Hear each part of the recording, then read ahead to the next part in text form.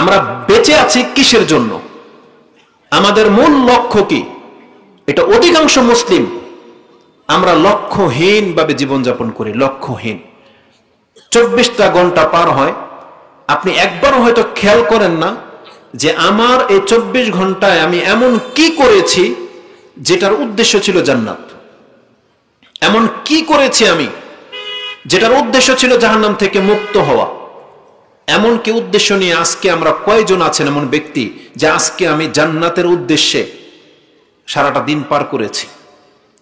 আমিও নয়, আপনিও নয়, মানে আমরা পুরো সমাজটার কথা বলতেছি আজকে। আমাদের, আমি নিজেকে ফেরেশতা বলতেছি না, কিন্তু আমাদের অবস্থা হয়ে গেছে এমন, দুনিয়ার চাকচিক্য, দুনিয়ার জীবন আমাদের কাছে এত বেশি প্রাধান্য পেয়ে গেছে যে আমরা আমাদের পরকালকে হারিয়ে দিচ্ছি।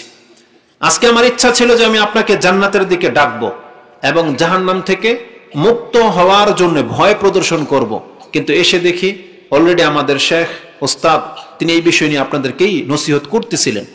তাহলে অনেক ইম্পর্ট্যান্ট একটা বিষয়। তবে এই ক্ষেত্রে একটা কথা বলি, এই সব বিষয় সব সময় হওয়া উচিত, বারবার আপনার কাছে জান্নাতকে তুলে ধরা উচিত। কেন জানেন? আজকে আমাদের কাছে ফোন আসে, প্রায় যুবক, প্রায় ব্যক্তি, প্রায় মা বোন আছেন, স্কুল কলেজের ছাত্ররা আছে, তারা পরকালকে ভুলতে বসেছে। তাদের অন্তরের মধ্যে পরকাল সম্পর্কে উদাসীন তৈরি হয়ে যাচ্ছে। আল্লাহ আছে কিনা নাই, জান্নাত সত্য কিনা মিথ্যা, এগুলো নিয়ে তারা প্রশ্ন করে। এত জটিল, মানে ব্যাপক আকার ধারণ করতেছে বিপর্যয়, যখন আপনার অন্তরে যেটা ছিল সব থেকে দামি জিনিস, আল্লাহর প্রতি ঈমান, পরকালের প্রতি ঈমান, সেটাই যদি আমি হারিয়ে ফেলি, তাহলে আপনার আমার চরিত্র হয়ে যাবে পশুর মতো, পশুর মতো হয়ে যাবে। কথাটাকে আমি এইভাবে বলেছিলাম, এক ব্যক্তি আমাকে ফোন করে বলে, একটা সম্ভবত একটা মহিলা হবে বা কয়েকজনে একই রকম প্রশ্ন করেছে, আল্লাহ সুবহানাহু ওয়া তাআলা যে আছেন, বলতেছে এটা মাঝে মাঝে আমার বিশ্বাস হয় না, কনফিউশন। এটা হুজুরদের হয়তো একটা ধর্মান্ধত্ব, তারা বলে না, এক শ্রেণীর মানুষ আছে না, যে যারা হুজুরদের কাজ হলো মানুষকে জান্নাতের লোভ দেখায়, হুরের কথা বলে, এই সমস্ত যুবকদেরকে মানে ধর্মান্ধ করে রেখেছে, নাস্তিকদের একটা ভাষা। আপনি কি জানেন যে অধিকাংশ মানুষ এই খেলতামশার মধ্যে জড়িয়ে তার রব সম্পর্কে যে বেখেয়াল হয়ে যাচ্ছে, আপনার ঈমানটা নড়বড় হয়ে যাচ্ছে, যেটা ছিল আপনার সব থেকে শক্তিশালী জিনিস। যেই ব্যক্তি বলবে আল্লাহ আছে কিনা নাই, ইসলাম সত্য কিনা মিথ্যা, জানেন তার চরিত্রটা কেমন হয়ে যাবে? তাহলে তাকে আমরা বলতে পারি, তাহলে এটা যার গর্ভ থেকে তোমার জন্ম হয়েছে তাকে যে তুমি মা বলতেছো, তোমার সাথে যার জন্ম হয়েছে সেই মেয়েটাকে তুমি বোন বলতেছো, এই বোন তার এই পুরুষটাকে বাবা বলতেছে, এই লোকটাকে ভাই বলতেছে। তার মানে কি? সে কখনোই যৌন সম্পর্কের ক্ষেত্রে সে তার বাবার দিকে ঝুঁকবে না, সে তার ভাইয়ের দিকে ঝুঁকবে না, কোন পুরুষ কোন মার দিকে এইভাবে তাকাবে না, নিজের বোনের দিকে তাকায় না। এটার মূল ভিত্তি কিসের উপরে আছে? কেন হয়েছে? আমাদের মাইন্ড এমন কেন হয়েছে? ইসলামের কারণে হয় নাই? এটা কি আমাদের রব আল্লাহর কারণে হয় নাই? কারণ আমাদের রব শিক্ষা দিয়েছে যে যার পেট থেকে তোমার জন্ম এটা তোমার মা, তোমার সাথে যে মেয়েটা জন্ম হয়েছে এটা তোমার বোন, এটা ইসলামে তোমার জন্য হারাম করা হয়েছে। তোমার মেয়ে, তোমার মধ্য থেকে যার জন্ম হয়েছে এটা তোমার মেয়ে, এই হুকুম কে লাগিয়েছে? আল্লাহ সুবহানাহু ওয়া তাআলা। তো যখন কোনো ব্যক্তি বলবে যে ইসলাম সত্য কিনা মিথ্যা জানি না, আল্লাহ আছে কিনা নাই, তার মানে এর চরিত্র হয়ে যাবে পশুর মতো। পশুর যেমন কার থেকে জন্ম নিয়েছে, কোনটাকে জন্ম দিয়েছে, পশু যেমন জানে না। এটা হচ্ছে একটা জেন্ডার, একটা ফিমেল, যেমন একটা হচ্ছে পুরুষ, একটা মহিলা। পশুর স্বভাব যেটা, মাঠে ঘাটে আপনি গরু ছেড়ে দিয়েছেন, এই গরু ওই গরুর পেছনে ছুটবে, গাভীর পেছনে ছুটবে, কিন্তু এই গরু জানে না এটা ওরই জন্ম, এই গরু জানে না যে এর পেট থেকে আমার জন্ম, কারণ এটা পশুর নেচারের মধ্যে নাই। কিন্তু মানুষ যদি এই চরিত্রের হয়ে যায়, হইলে ইহুদি নাসারা কাফেররা হতে পারে, ওদের জন্য হালাল হারাম নাই। একটা কাফের ও চাইলে মাঝে মাঝে পায়খানা আছে না, ময়লা পায়খানা ও টেস্ট করে দেখতে পারে যে দেখি এটার স্বাদ কেমন, কারণ ওর তো কোনো ধর্ম নাই, ওর তো কোনো রব নাই, ওর জবাবদিহিতার কোনো জায়গা নাই। কিন্তু একজন মুসলিম যখন বলবে আমার ধর্ম ইসলাম, আমার রব আছে, তাহলে সব ক্ষেত্রে তার রবের কমান্ডকে, আদেশকে তার মাথায় রাখতে হবে যে আমি চাইলে এটাকে হালাল বলতে পারি না, আমি চাইলে এটা খেতে পারি না, কারণ আমি একটা ধর্মে, রিলিজিয়নের মধ্যে আমি আছি।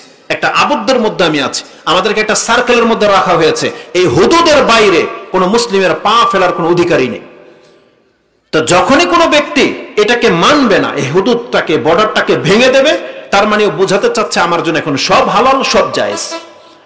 তা আজকে আমাদের রবকে মানি বিদায় আমরা মা হিসেবে মাকে সম্মান করি, বোন হিসেবে বোনকে সম্মান করি, নিজের মেয়ে হিসেবে মেয়েকে হেফাজত করি। এটা আমাদের ধর্মের কারণে হয়েছে। তো যখনই কোনো ব্যক্তি বলবে যে আল্লাহ আছে কিনা নাই, তার মানে তার এই সম্পর্কগুলো সব বাতিল হয়ে যাবে। তার মানে তখন সে শুধু একটা পুরুষ, একটা মহিলা, তার সাথে সম্পর্ক জায়েজ হয়ে যাবে। কারণ সে এটাকেই চাচ্ছে, ফ্রিডম লাইফ, যা আমার খুশি, যা ইচ্ছা তাই। কিন্তু ইসলাম আমাদেরকে শিক্ষা দিয়েছেন যে না, তোমাদেরকে সৃষ্টি করা হয়েছে এবং তোমাদেরকে একটা উদ্দেশ্য নিয়ে সৃষ্টি করা হয়েছে। তোমাদের একজন মালিক আছেন, তার কাছে তোমাদেরকে ফিরে যেতে হবে।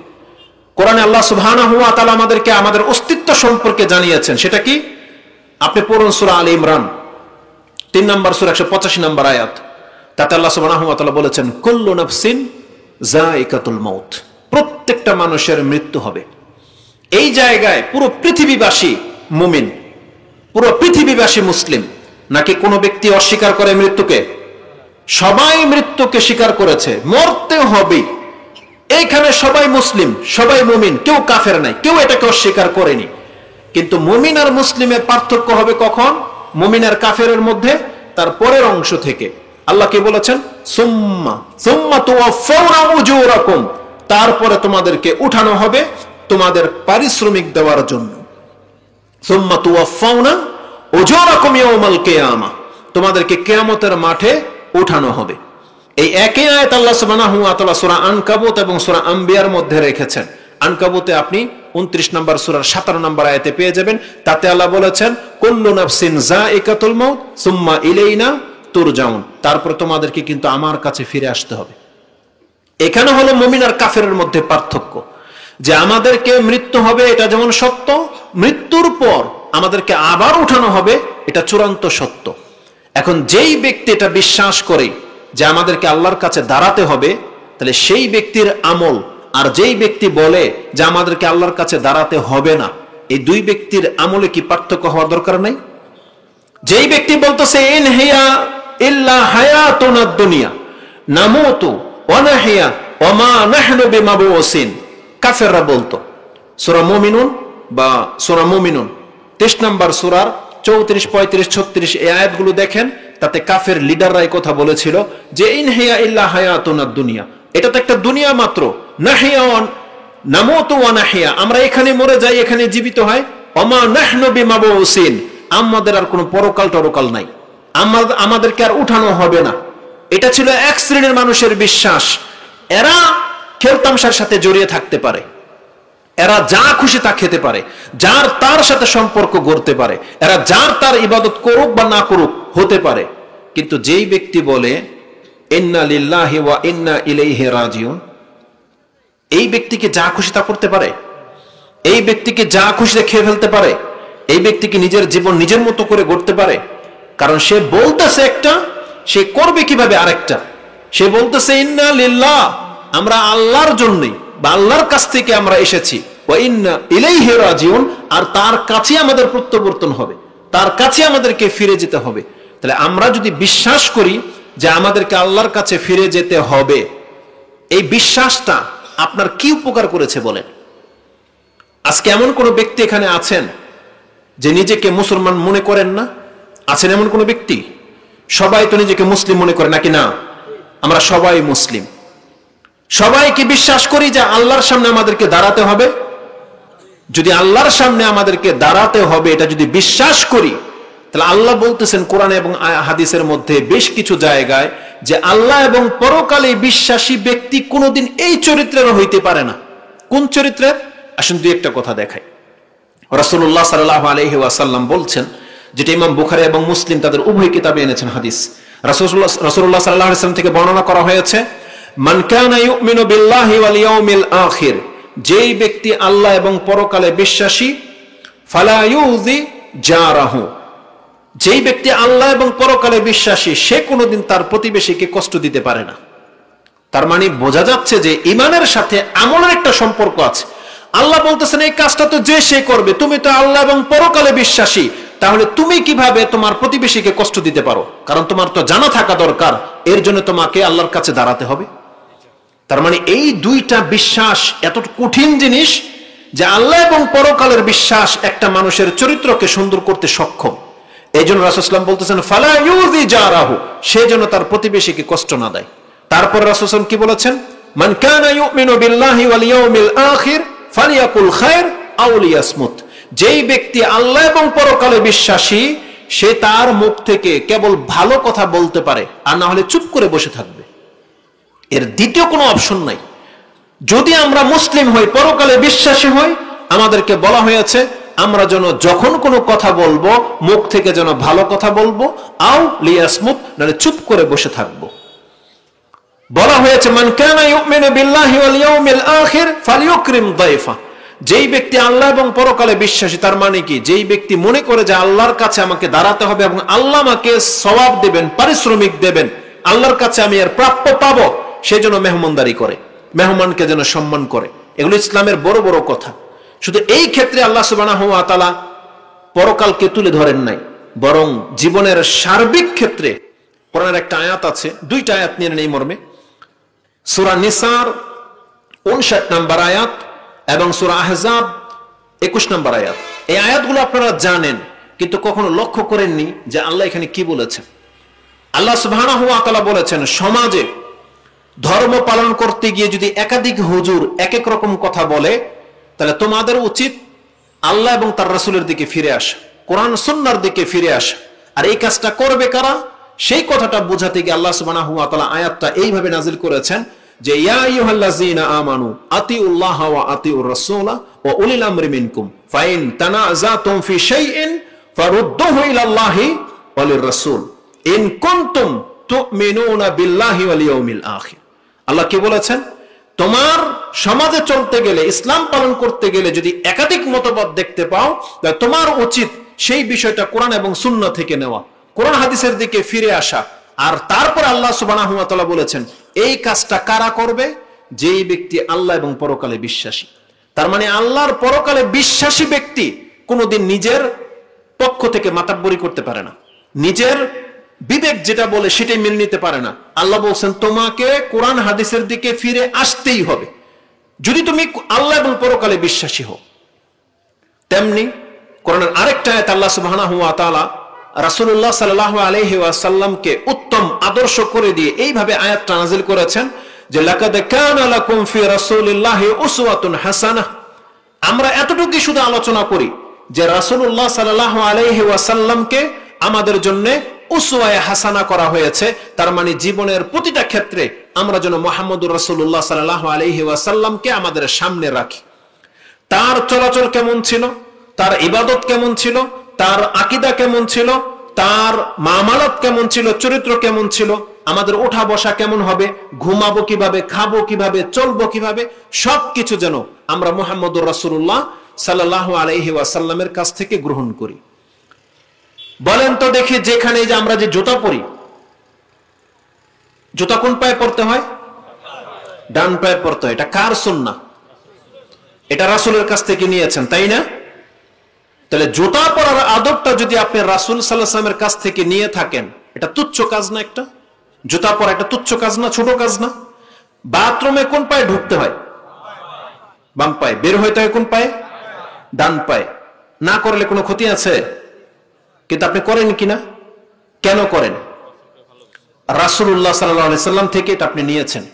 আচ্ছা, ইসলাম যদি এটা হইতে পারে, তাহলে আপনি যে দাড়ি রাখেন নাই, এটা কেন করেন নাই? এটা কার কাজ? এখন দিকে আর কথা নাই, কি ব্যাপার বলেন? টাকনার নিচে যে আপনার প্যান্ট, এই সংবাদ কি আপনি পেয়েছেন না পান নাই? কে আছেন এমন ব্যক্তি যে পুরুষদের কাপড় টাকনার উপরে পরতে হয় এটা এই যাবত আজকে শুনলেন, এর আগে জানতেন না? দু একটা হাত। কে আছেন এমন যে জানতেন যে বাথরুমে ডান পায়ে বের হতে হয়, বাম পায়ে ঢুকতে হয়, এটা জানেন এবং আমল করেন, মেনে নিলাম। এটা কি জানেন কিনা যে টাকনার উপরে প্যান্ট পরতে হয়, কাপড় উঠাতে হয়? এটা জানেন তো না? সবাই করেন আলহামদুলিল্লাহ। আলহামদুলিল্লাহ, অনেকেই বলছে আলহামদুলিল্লাহ, মানে সবাই করেন। এই ক্ষেত্রে ত্রুটি আছে না আমাদের? না নাই? অধিকাংশ মানুষের ত্রুটি আছে।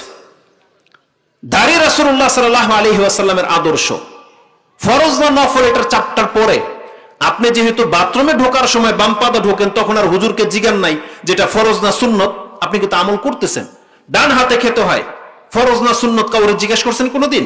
করেন নাই। খাচ্ছেন কিনা? কেন মেনে নিয়েছেন? এটা আপনার ভালো লাগছে তাই?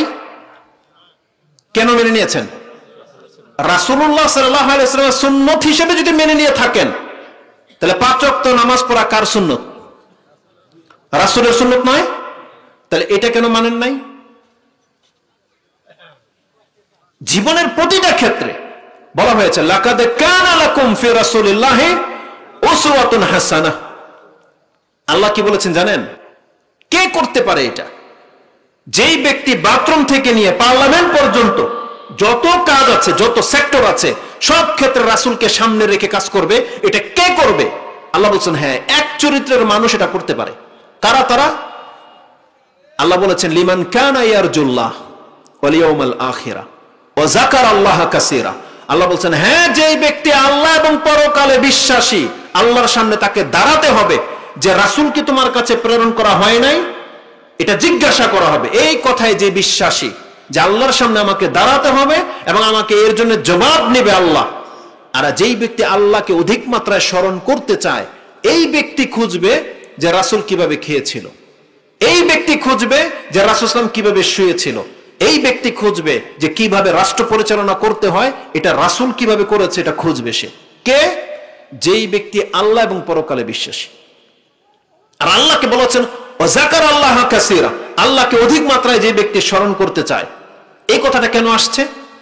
তার মানে আপনি যখন ডান হাতে খাবেন, আপনি হলেন আল্লাহকে স্মরণকারী ব্যক্তি। আপনি কেন বাম হাতে খাচ্ছেন না? সেখানে কেউ নাই। অধিকাংশ ক্ষেত্রে আপনি খাচ্ছেন, কেউ থাকে না। আপনি বাম হাতে কেন খাচ্ছেন না? কারণ আপনি জানেন যে এই মুহূর্তে আমার রব আমার সাথে আছে, তিনি দেখতে পাচ্ছেন। বাথরুমের ভিতরে আপনি চাইলে ডান হাত ব্যবহার করতে পারেন, কেউ দেখবে সেখানে গিয়ে। আপনি কেন করতেছেন না? কারণ আপনি জানেন এটা আমার বিধান, আল্লাহ তো সব দেখতেছে। তাহলে জীবনের প্রতিটা অ্যাঙ্গেলে যদি আমরা এভাবে বিচার করি, আল্লাহকে স্মরণ রাখতে পারি, তাহলে আমাদের পরিবর্তন হতে বেশি দিন সময় লাগবে না। কিন্তু আমরা পরিবর্তন হইতে চাই কিনা, এটা হচ্ছে বিষয়। আমাদের জীবনকে এইভাবে সারা জীবন ওয়াজ শুনে আর খুতবা শুনে পার করে দিবেন, নাকি জীবনের কিছুটা অ্যাপ্লাই করবেন যে না আমি এই কথাটা মেনে চলবো? কি করতে হবে আমাদের? আসলে ওয়াজ যদি করতে থাকি, সারা দিন করা যাবে, সারা বছর করা যাবে, কিন্তু আমরা চাচ্ছি না মুসলিমদের মধ্যে একটা বিপ্লব আসুক, একটা পরিবর্তন আসুক। এটা আমাদের ধারা, এটা আমাদের লক্ষণ। জানেন বিপ্লব কোন জিনিসকে বোঝায়? আগ্রহ কোন জিনিসটাকে বোঝায়? হিরস যেটাকে বোঝায়। এই যে খেলা নিয়ে যেগুলো চলতেছে, খেলতামশায় মানুষ যেভাবে জড়িয়ে গেছে, বিশেষ করে একটা বড় সংখ্যার যুবক যারা চাইলে, যাদের মাধ্যমে একটা রাষ্ট্র পরিবর্তন হইতে সম্ভব, এত সংখ্যক পোলাপান খেলতামশার সাথে জড়িয়ে গেছে। সেটা ফুটবল বলেন, ক্রিকেট বলেন, যে কোনো খেলা, নতুন কোন একটা খেলা আসলেই হলো, এতে আপনার উপকার হোক বা না হোক, আপনি বোঝেন আর না বোঝেন, দেখবেন এই খেলার দর্শক, সাপোর্টার, ফেভারে লোক আপনি পেয়ে যাবেন। সেটা যা খুশি তা হোক। একটা খেলা পয়সাওয়ালাদের, এটা দৌড়াইতে পারে না, সাঁতারও পারে না, কষ্ট হয়। একটা খেলা বার করছে গলফ, একটা লাঠি নিয়ে একটা বল বাড়ি দিবে, ও গর্তে গিয়ে পড়বে, এটাই খেলা ওর কাছে। তার মানে ওর সময় নষ্ট করবে কিভাবে? টাকা খরচ করার রাস্তা তো লাগবে, ও তো আর দৌড়াইতে পারে না, গায়েতে শক্তি নাই। এখন একটা এক্সট্রা একটা খেলা আবিষ্কার করেছে যে গর্তে বল ফেলাতে পারলে ও জিতলো। এর জন্য বিঘায়কে বিঘায় জমিনকে দখল করে রেখেছে, ওটাকে কার্পেটিং করা হয়, ওটার মধ্যে টাকা খরচ করা হচ্ছে। এই যে খেলতামশার বিষয়টা হয়ে আসতেছে, বাংলাদেশেও এই খেলা মানুষ দেখতো। আপনার কি মনে পড়ে যে আজ থেকে এই 20-30 বছরের মধ্যে, এই বছর যেটা আজকের বাংলার মানুষগুলো, মুসলিমরা যেটা করতেছে, এই 20-30 বছরের মধ্যে এত ব্যাপক হারে কিছু করেছে, আপনার মনে পড়ে? মনে পড়ে না। ভক্ত ছিল, খেলাও দেখতো, লাফাতো, ব্যান্ড পার্টিও করতো, কিন্তু দিন যত বেশি গণাচ্ছে, কেন যেন তারা ওই পথটাকে, ওই জীবনটাকে বেছে নিচ্ছে। কেন? একটা বিশাল সংখ্যক লোক এই কাজে লিপ্ত। তার উদ্দেশ্যটা কি? উদ্দেশ্য কি তার? অথচ এই যে আমাদের সময়টা আজকে পার হয়েছে, এই কাজ আজকে আমরা যা করেছি, এই প্রত্যেকটা কাজ আপনার আমার জন্য নাজাতের সাবাব হতে পারত, এবং এটাই আমাদেরকে ধ্বংস করে দেবে। এই কাজগুলোই, অন্য কিছু না। আমরা জান্নাত আর জাহান্নামী যে আল্লাহ যে আমাদেরকে বলেছেন, কিসের ভিত্তিতে? ওটা কি আমাদের রূপের ভিত্তিতে, যে তুই কালো হয়ে জন্মেছিস এই জন্য তুই জাহান্নামী, এটা বলছে আল্লাহ? যে তোর পয়সা নাই কেন, তুই অভাবী কেন, এই জন্য তুই জাহান্নামী? তুই বাংলাদেশের কেন, এই জন্য তুই জাহান্নামী? এই কোন কারণে আমাদেরকে জাহান্নামের ফয়সালা করা হয়েছে? কিসের কারণে? যদি কোনো ব্যক্তি জান্নাতে যায় সেটা যাবে, যদি কোনো ব্যক্তি জাহান্নামে যায় সেটাও যাবে তার কর্মের কারণে। আল্লাহ তার কর্মটাকে দর্শাইছেন বা কর্মটাকে টার্গেট করেছেন, যে বান্দা তোমার কর্মই তোমাকে জান্নাত দেবে আর তোমার কর্মই তোমাকে জাহান্নামে নিক্ষেপ করবে। আল্লাহ তোমাকে জাহান্নামী করে সৃষ্টি করেন নাই। আল্লাহ তোমাকে যেই অবস্থায় রেখেছেন এটা তোমার জান্নাত জাহান্নামের মাপকাঠি নয়, বরং তোমাকে তোমার কর্মের উপরে ছেড়ে দেওয়া হয়েছে। তুমি বান্দা জান্নাতের কর্ম করলে জান্নাত পাবা। রাসূলুল্লাহ সাল্লাল্লাহু আলাইহি ওয়াসাল্লাম থেকে ইমাম বুখারী রাহিমাহুল্লাহ কিতাবুর রিকাক 81 নম্বর অধ্যায়ে একটা হাদিস পেয়ে যাবেন। রাসূলুল্লাহ সাল্লাল্লাহু আলাইহি সাল্লাম বলেন, আল জান্নাতু আকরাবু ইলা আহাদিকুম মিন শিরাকি নালিহি ওয়ান নারু মিসলু যালিক। জান্নাত তোমাদের প্রত্যেকের জুতার ফিতার চাইতেও নিকটে, তদ্রূপ জাহান্নামও।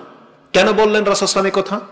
যে জান্নাত আর জাহান্নাম আমাদের জুতার ফিতার চাইতেও নিকটে। তার মানে আমরা যখন জুতা পরি কোন একটা উদ্দেশ্যে পরি না, যে আমি তখন বেরোবো, বেরোলে মানে জুতা পরে, কোন উদ্দেশ্যে আমি আপনি বেরোচ্ছি এটাই নির্ণয় করে দেবে যে এই পথটাকে জান্নাতের পথ না জাহান্নামের পথ। ওই নিয়তটাই পা বাড়ালে চালু হয়ে যাবে জান্নাত অথবা জাহান্নামের রাস্তা, পা বাড়ালে। কারণ নিয়ত যখন কর্মের দিকে ধাবিত করে, যদি সেটা ভালো হয়, ভালো হলেই সেটা জান্নাতের পথ। নিয়ত যখন ধাবিত করেছে সেটা যদি কর্মের খারাপের দিকে হয়, পা বাড়ালেই সেটা যত কদম পড়বে তত জাহান্নামের নিকটে গিয়ে আমরা পড়তেছি। আল্লাহ সুবহানাহু ওয়া তাআলা আমাদেরকে একটা সার্কেলের মধ্যে রেখে দিয়েছেন, বান্দা এটা জান্নাতের পথ, এগুলো জাহান্নামের পথ। তুমি কোন দিকে পা বাড়াচ্ছ চিন্তা ভাবনা করে ফেলো। কারণ রাসূল বলছেন জান্নাত জাহান্নাম দুইটাই তোমার পায়ের নিচে রেখে দেওয়া হয়েছে।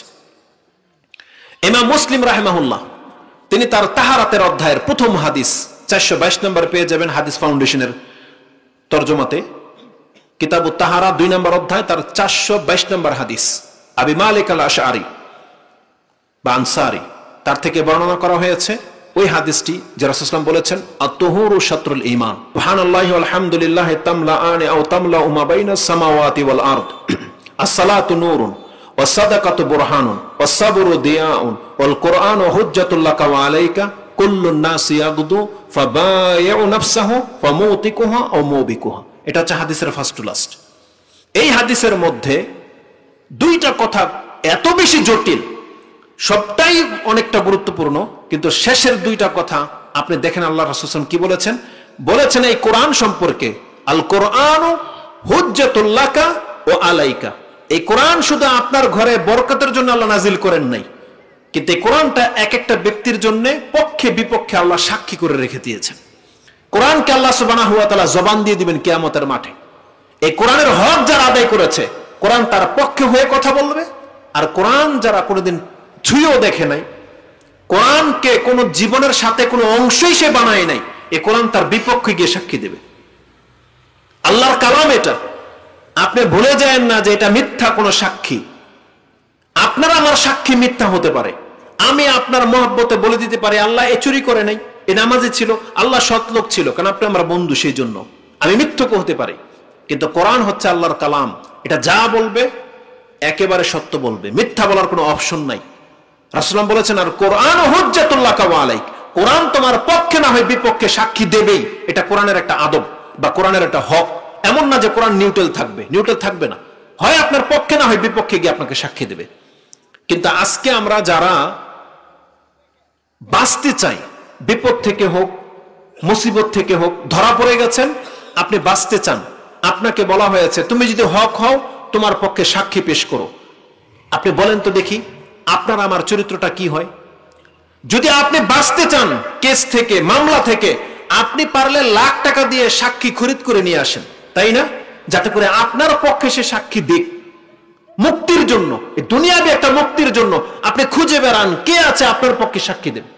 যারা বাতিলভাবে অন্যের সম্পত্তি বক্ষণ করে, বাতিলভাবে অন্যকে কেস ঠুকে দেয়, তারা কিন্তু আগে সাক্ষী রেডি করে যে তুমি আমার পক্ষে সাক্ষী দিবা। টাকা দিয়ে আগে সাক্ষী খরিদ করে, আর জজ বা বিচারক এই সাক্ষীর সাক্ষ্য নিয়ে আপনাকে হয় দোষী না হয় আপনাকে মুক্ত করে দিয়ে থাকেন, নিরপরাধ মুক্ত করে দিয়ে থাকেন। কিসের ভিত্তিতে? সাক্ষীর ভিত্তিতে। আল্লাহ সুবহানাহু ওয়া তাআলা কোরআনটাকে আপনার আমার পক্ষে সাক্ষী করে দিয়েছেন, যে কোরআন হয় তোমার নাজাতের জন্য সাক্ষী হবে, অথবা তোমাকে কিন্তু জাহান্নামে ফেলার জন্য তোমার বিপক্ষে সাক্ষী দেবে। কিন্তু এই কোরআনটাকে আমরা কোনো মূল্যায়ন করতে পারিনি। কোরআনটাকে আমরা একটা পুঁথির কিতাবের মতো গ্রহণ করে দিয়েছি। হিন্দুদের যেমন পুঁথির কিছু কিতাব আছে, ওদের ধর্মীয় কিতাব, যেটা ওদের ব্যক্তির সাথে সম্পর্ক নাই।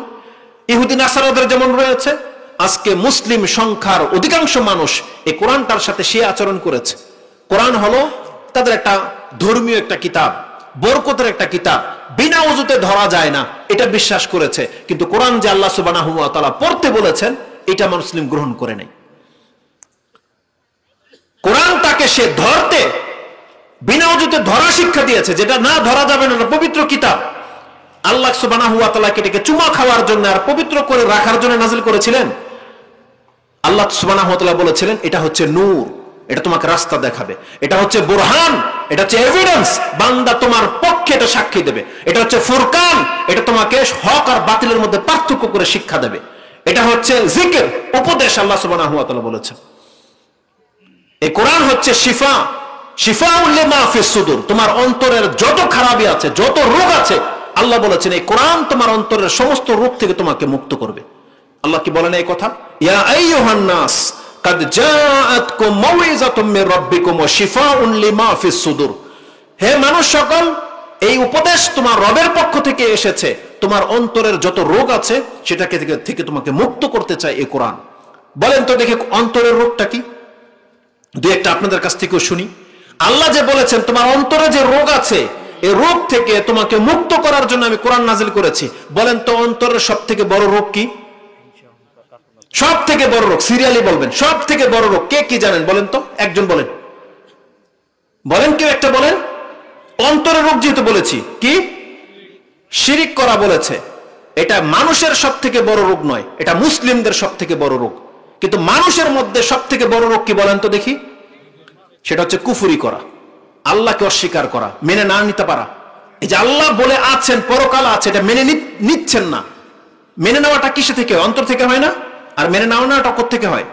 অন্তর থেকে হয়। অবিশ্বাস করা, এটা অন্তরের রোগ। আল্লাহ বলতেছেন না, তোমার রব রয়েছে, পরকাল রয়েছে, এটা সত্য, আর তোমার যে মিথ্যার রোগ রয়েছে এটা দূর করে দেবে কোরআন। তারপরে আসুন, তারপরে সব থেকে বড় রোগ কি? মুনাফিকি। মুখে বলতেছে না, আসলে অন্তর মেনে নিতে পারতেছে না, এটা হচ্ছে অন্তরের সব থেকে বড় রোগ। আল্লাহ বলছে কোরআন তোমার অন্তরের রোগকে দূর করবে। তারপর আপনি মুসলিম হয়েছেন, এখন আপনার অন্তরের মধ্যে সব থেকে বড় রোগ কি? যেটা এই ভাই বলেছে, শিরিক করা।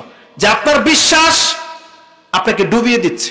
আপনি বলতেছেন আমি মুসলিম, আমি জানি যে আল্লাহু আকবার, আল্লাহ সব থেকে বড়, আল্লাহ গায়েব জানেন, আল্লাহ সবকিছু সম্পর্কে কাদির, কিন্তু তারপরে অন্তরে কেন যেন বিশ্বাস ঢুকে গেছে যে না, অমুক মাজারে গেলেও বাচ্চা হয়, অমুক বাবাও গায়েব জানে। এই যে বিশ্বাসগুলো, এগুলো হচ্ছে শিরকি বিশ্বাস। আর এগুলো থাকে কোথায়? এই অন্তরে থাকে। যারা মাজার ভক্ত, কবর মাজার পূজাকে যারা এটাকে বড় করে দেখে, যত বড় মাজার তত বেশি ভক্ত। শান শৌকতকে দেখলেই যার অন্তরের মধ্যে ভয় ঢুকে যায়, যে মাজারের সামনে গেলে গাড়ি ব্রেক হয়ে যায়। কেন স্লো কেন হয় গাড়ি? যে কারণে গাড়ি স্লো হয়, ব্রেক হয়ে যায়, টাকা দেন, মোমবাতি দেন, কোন বিশ্বাসের কারণে? আপনার কি এটা ভয় নাই? এই যে মাজার থেকে যখন মানুষ নামে, কিভাবে নামে? উল্টো হয়ে নামে না? এটা কিসের কারণে নামে? তার অন্তরে কি এটা ভয় নাই যে আমি যদি এখন মাজার থেকে উল্টা ভাবে নেমে যাই তাহলে কি হবে? বেয়াদবি হবে, এই মাজারওয়ালার গরম, আমার ক্ষতি হয়ে যাবে। আপনারা হয়তো জান না, কিন্তু যারা করে কিসের ভিত্তিতে করে? তার অন্তরের ভয় থেকে করে না? এটা হচ্ছে রোগ। আল্লাহ সুবহানাহু ওয়া তাআলা বলেছেন এই কোরআন তোমার রোগকে দূর করে দেবে। কারণ যদি কারো সামনে থেকে উঠে আসাটা বেয়াদবি হয়, তাহলে তিনি হচ্ছেন আল্লাহ সুবহানাহু ওয়া তাআলা। কিন্তু মসজিদ থেকে যখন আপনি উল্টা হয়ে বের হন, তখন এটা বেয়াদবি মনে হয় না যে আমি আল্লাহর ঘর থেকে উল্টো হয়ে বেরোচ্ছি? রাসূলুল্লাহ সাল্লাল্লাহু আলাইহি ওয়াসাল্লাম মিম্বরে বসা থাকতেন খুতবার পরে, নামাজের পরে উল্টো দিকে মুসল্লিদের দিকে। তাহলে সাহাবীরা যখন বের হইতো মসজিদ নববী থেকে, তারা কি মাজারের মতো উল্টো হয়ে বেরোতো? কিভাবে বেরোতো? রাসূল সাল্লামকে পেছনে করে দিয়ে তারা দরজা দিয়ে বেরিয়ে যেত। তাদের কাছে এটা বেয়াদবি মনে হয় নাই? মনে হয় নাই, কারণ তারা কোরআনে বিশ্বাসী। কোরআন তাদের অন্তরের রোগকে দূর করে দিয়েছে। কিন্তু যারা কোরআনকে ছুঁড়ে ফেলে দিয়েছে, তাদের মধ্যে গজার মাছ কচ্ছপের ভয় ঢুকতে পারে, এটা কোনো বিচিত্র কিছুই না। কিন্তু যারা মুসলিম, যারা কোরআনে বিশ্বাসী, তাদের আল্লাহ ছাড়া আর কারো কোনো ভয় থাকার কথা ছিল না। কোনো লাল পতাকা আপনাকে কিচ্ছু করতে পারে না। অধিকাংশ দেখবেন ড্যাগের মধ্যে লাল চাদর দিয়ে পেঁচানো। কিসের ইঙ্গিত এটা? কিসের ইঙ্গিত? এটা হচ্ছে ডেঞ্জার। লাল মানে কি? ডেঞ্জার, বিপজ্জনকের চিহ্ন। আপনাকে আগে ভয় ঢুকাচ্ছে সেখানে, যাতে আপনি কিছু টাকা দান করেন। আল্লাহ বলছেন না, এই শিরকের অন্তরের যে ব্যাধিটা আছে এটা দূর করে দিবে কোরআন। কারণ আল্লাহ ছাড়া কেউ গায়েব জানে না।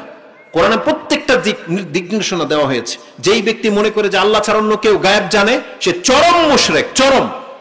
কোন ব্যক্তি যদি এটাও মনে করে যে আল্লাহর রাসূলও গায়েব জানে, সে চরম মুশরিক, জেনে নেন। এটা হচ্ছে কোরআন হাদিসের খেলাফ।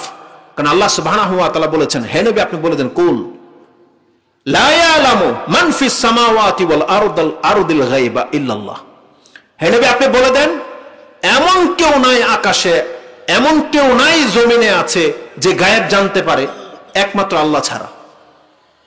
এবং তারা জানে না যে তাদেরকে কবর থেকে কখন উঠানো হবে। তাহলে শিরক হচ্ছে অন্তরের রোগ। তারপরে ভাই বলেছেন, শিরকের পরে মুসলিমদেরকে ধ্বংস করে দেওয়ার মতো সব থেকে বড় রোগ হচ্ছে হিংসা, সব থেকে বড় রোগ হচ্ছে কৃপণতা, সব থেকে বড় রোগ হচ্ছে লোভ। এগুলো মানুষকে ধ্বংসের দিকে ঠেলে দেয়। তাহলে লোভ, হিংসা, বিদ্বেষ, কৃপণতা, এগুলো সব অন্তরের রোগ। আল্লাহ কি বলেছেন?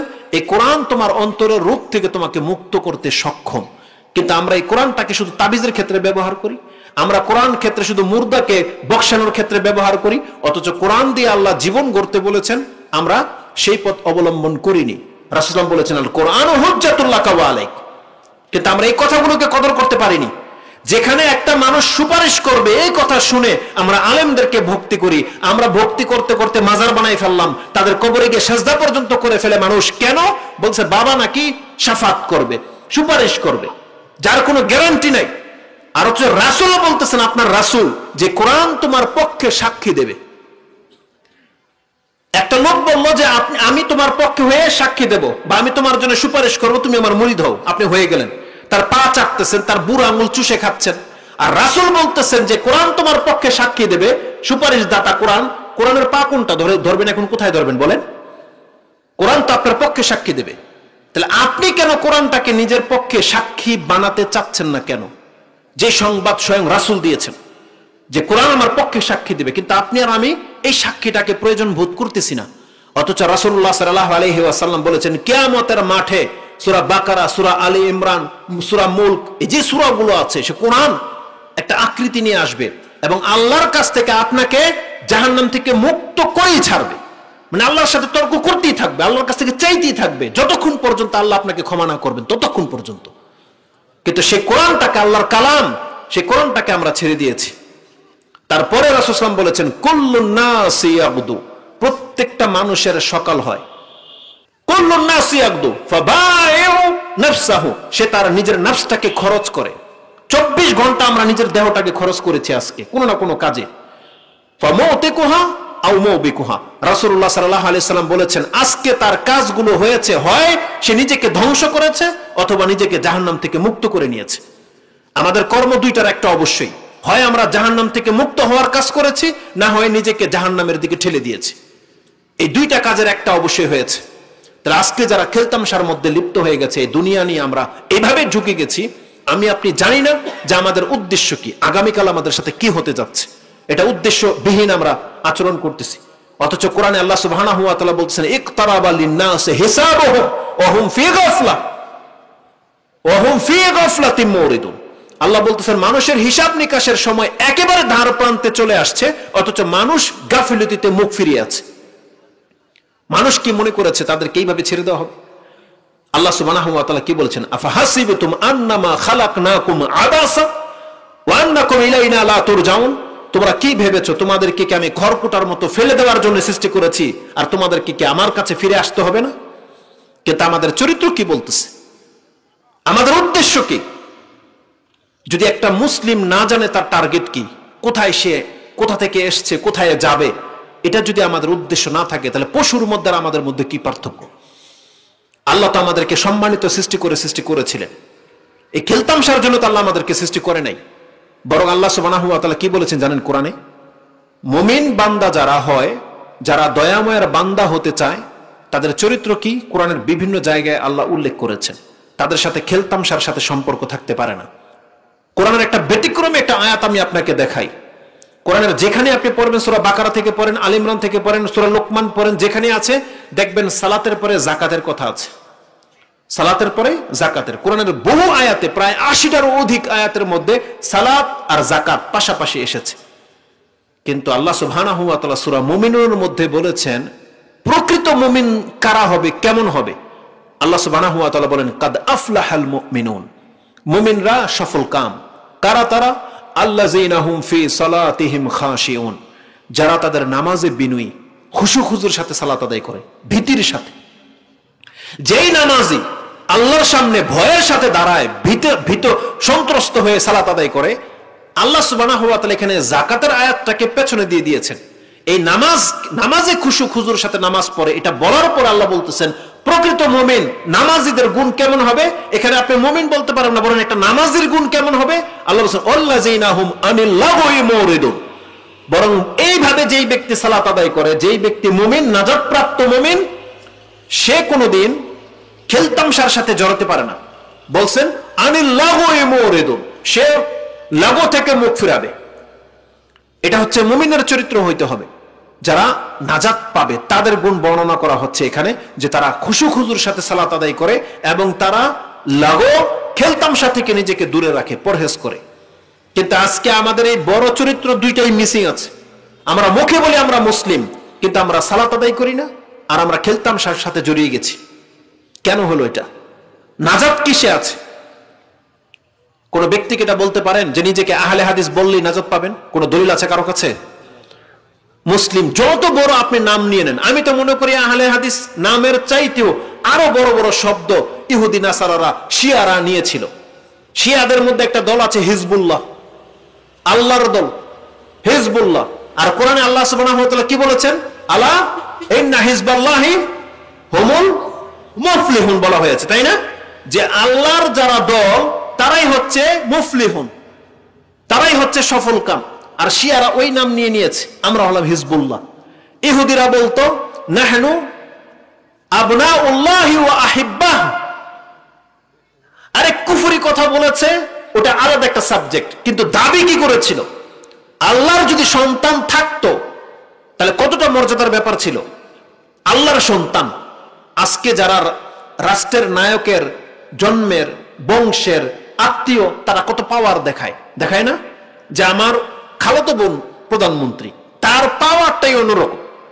তাকে পাওয়ার দেওয়া হোক আর না হোক, সে ওই সম্পর্কের কারণে তোলপাড় করে ফেলে। ইহুদিরা কি দাবি করেছিল? নাহনু আবনাউল্লাহি ওয়া আহিব্বাহ, আমরা আল্লাহর সন্তানদের সন্তান, এবং আমরাই হলাম আল্লাহর কাছে সব থেকে বেশি মুহিব্বিন, ভালোবাসার পাত্র। এই দাবি কি ওদেরকে নাজাত দিতে পারবে? কেন পারবে না? এর চেয়ে বড় দাবি আর কি হতে পারে? যে আমরা আল্লাহর মোহাব্বতের লোক, কত বড় দাবি করেছিল। তাহলে এই দাবি যদি ওদেরকে নাজাত দিতে না পারে, তাহলে আপনি নিজেকে আহলে হাদিস বললেই কিভাবে নাজাত পেয়ে গেলেন? বলেন কিভাবে পেয়ে গেলেন? শুধু মুখে মুসলিম আর মুমিন বললেই আল্লাহ সুবহানাহু ওয়া তাআলা নাজাত দিয়ে দিবে? আল্লাহ সুবহানাহু ওয়া তাআলা সূরা আনকাবুতে সেই কথা বলেছেন যে তোমরা কি মনে করো, তোমরা যদি এই কথা বলো যে কালু আমান্না, আমরা ঈমান এনেছি, ওহুম লা ইফতানুন, আর তোমাদেরকে পরীক্ষা করা হবে না। ওয়ালাকাদ ফাতান্নাল্লাযীনা মিন ক্বাবলিকুম ওয়ালা ইয়ালামান্নাল্লাহুল্লাযীনা সাদাকু ওয়ালা ইয়ালামান্নাল কাযিবিন। আল্লাহ সুবহানাহু ওয়া তাআলা বলেছেন, যারা কি মনে করে যে আমি ঈমান এনেছি, কথা বললেই তোমাকে ছেড়ে দেওয়া হবে আর তোমাকে পরীক্ষা করা হবে না, তোমার পূর্বের প্রত্যেককে পরীক্ষা করেছিলাম, এবং আমি অবশ্যই এই জমিনে পরীক্ষা করে দেখে নেব কে সত্যবাদী আর কে মিথ্যুক। কে মুমিন আর কে মুনাফিক এটা 11 নম্বর আয়াতে বলেছেন। আমি দেখে নেব, আল্লাহ সুবহানাহু ওয়া তাআলা বলেছেন। তার মানে আমাদের পরীক্ষা চলতেছে। তাহলে বড় বড় নাম নিলেই শুধু নাজাত পাওয়া যায় না। নাজাতের জন্য আল্লাহ সুবহানাহু ওয়া তাআলা কিছু শর্ত কন্ডিশন রেখেছেন, যে তোমাকে এই সূত্রের ভিত্তিতে আসলে তুমি নাজাত পাবে, নয়তো নয়। কোরআনে আল্লাহ সুবহানাহু ওয়া তাআলা সূরা মাইদার মধ্যে একটা আয়াতে উল্লেখ করেছেন, লাস্তুম আলা শাই হাত্তা তুকিমুত তাওরাতা ওয়াল ইনজিলা ওয়া মা উনজিলা ইলাইকুম মির রাব্বিকুম। ইমাম সুফিয়ান আস-সাউরি রাহিমাহুল্লাহ এই আয়াত সম্পর্কে বলেন, ইমাম বুখারী তার কথাটাকে কোট করেছেন, যে ইমাম সুফিয়ান আস-সাউরি রাহিমাহুল্লাহ তিনি বলতেন, মা ফিল কোরআনি আয়াতুন আশাদ্দু আলাই, কোরআনের এমন কোন আয়াত এতটা কঠিন হয়নি আমার কাছে যে আয়াতটা, এই আয়াতটা এতটা কঠিন। কি আছে? যে লাস্তুম আলা শাই, তোমরা উল্লেখযোগ্য কিছুই নও, হাত্তা তুকিমুত তাওরাতা ওয়াল ইনজিলা ওয়া মা উনজিলা ইলাইকুম মির রাব্বিকুম। তোমার রবের পক্ষ থেকে যে কোরআন নাজিল হয়েছে, তুমি যদি এটার বাস্তবায়নকারী না হও, তাহলে তুমি আল্লাহর কাছে উল্লেখযোগ্য কিছুই নও। কিন্তু আমরা আজকে আল্লাহ সুবহানাহু ওয়া তাআলার সেই বিধানটাকে ছুঁড়ে ফেলে দিয়েছি। আমরা অধিকাংশ মানুষ, এখানে ওয়াজ মাহফিল হচ্ছে না, যতগুলো লোক এখানে উপস্থিত তার চেয়ে অধিক মাত্রায় দেখেছি মেলার মধ্যে, অধিকাংশ লোক বাজারের মধ্যে। ওয়াজ মাহফিল দিয়ে টাকা খরচ করে কমিটির লোক, লাভবান কারা হয়? ওই ব্যবসায়ীরা হয়। সে তার মেলা বিক্রি করার জন্য মেলা দেখতে আসছে এখানে সে। আপনি কি ভাববেন এটা সাধারণ কোনো অপরাধ? আজকে যারা মুরব্বীরা এখানে ওয়াজ শুনতে আসছেন আর আপনার ছেলেকে স্টল দিয়ে বসিয়ে দিয়েছেন, আপনি ভাববেন আমি নেকি কামাই তুই দুনিয়া কামা, এইভাবে নাজাত পাওয়া যাবে না। আপনি এখানে ওয়াজ শুনতে এসেছিলেন, আপনার সন্তানকেও এখানে আনতে হতো, বরং আপনার ছেলে, আপনার পরিবারের লোক, আপনার ভাই যারা দোকান দিয়েছে, সে মানুষকে কথা শোনা থেকে বাধা দিয়ে রেখেছে, সেই ওয়াজে সে বাধা দিয়েছে, খেলতামশার জন্য মানুষকে লেলিয়ে দিয়েছে, শয়তান তাদেরকে ব্যবহার করেছে। আরে মানুষগুলো সারাক্ষণ থাকে মাঠে ঘাটে বাজারে, কিন্তু বছরে একটা দিন চেষ্টা করা হয় যে তাদেরকে এই ওয়াজের মাধ্যমে কিছুক্ষণ যেন আটকে রাখা যায়, তাদেরকে উপদেশ দেওয়া যায়। সেই ক্ষেত্রে বাজারে সন্তান যাচ্ছে না, আর বাজারকে আপনি আপনার ঘরের ভিতরে এনে বসিয়ে দিয়েছেন। অথচ আপনি নিজেই বলতেছেন যে আহাব্বুল বিলাদি ইলাল্লাহি মাসাজিদুহা ওয়া আগবাদু বিলাদি ইলাল্লাহি আসওয়াকুহা, আল্লাহর কাছে সবথেকে রাগান্বিত ঘৃণিত জায়গা হচ্ছে বাজার, যেখানে বাজার মিলে।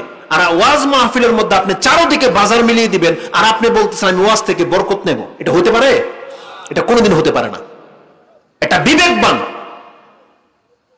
যারা নেতা, যারা দায়িত্বশীল, তারা থাকতে ওয়াজের মধ্যে এইভাবে খোলেআম আপনি বাজার মিলাবেন প্রত্যেকটা ওয়াজের মধ্যে। এই তামসা শুরু হয়েছে কবে থেকে? তো মানুষ উপদেশ শুনবে, আপনি পাশের মধ্যে আপনি সাপ খেলা দেখাচ্ছেন, আর এখানে আপনি পুতির মতন কোরআন পড়বেন, উপকার পাবেন আপনি? অধিকাংশ মানুষের অন্তর ঝুঁকে গেছে ওই খেলতামশার দিকে। এই বাহানায় ঘরের যুবতী মেয়েরা তারা এসে ডেটিং করে সেখানে, ওয়াজের বাহানায়। তারা কি ওয়াজ শুনতে আসছে এখানে? তাহলে কিসের উপদেশ দিবেন? কোন জাতিকে আপনি উপদেশ দিবেন? আল্লাহর কালাম শোনাতে গেলে, মানুষকে বুঝাতে গেলে আপনাকে সেই রাস্তা অবলম্বন করতে হবে। আপনি দুনিয়াও নেবেন, দিনও নেবেন, এই দুইটা কোনোদিন পাশাপাশি চলতে পারে না। আপনাকে দিন দিলে দিন নিতে হবে, মেলা করবেন মেলা করেন, দুইটাকে পাশাপাশি কোনোদিন চলেনি, চলবেও না। এই জাতি কোনোদিন উপকার পাবে না। অথচ আর এই ওয়াজ মাহফিলে তো লম্বাও চলবে না। উচিত ছিল সব সময় আগামী বক্তব্যগুলো আপনাকে মাগরিবের পর আর এশার পর আনতেই হবে। রাত 12টা বাজে কিসের ওয়াজ? আমরা যতই বলি কমিটির লোকদেরকে, বলে তারা শেষে আসে, খাওয়া দাওয়া করে, প্রধান বক্তা যখন আসবে তখন আসবে। কোথায় সে লোক? একটাও কি আসছে? বরং যারা যাচ্ছে তো যাচ্ছে।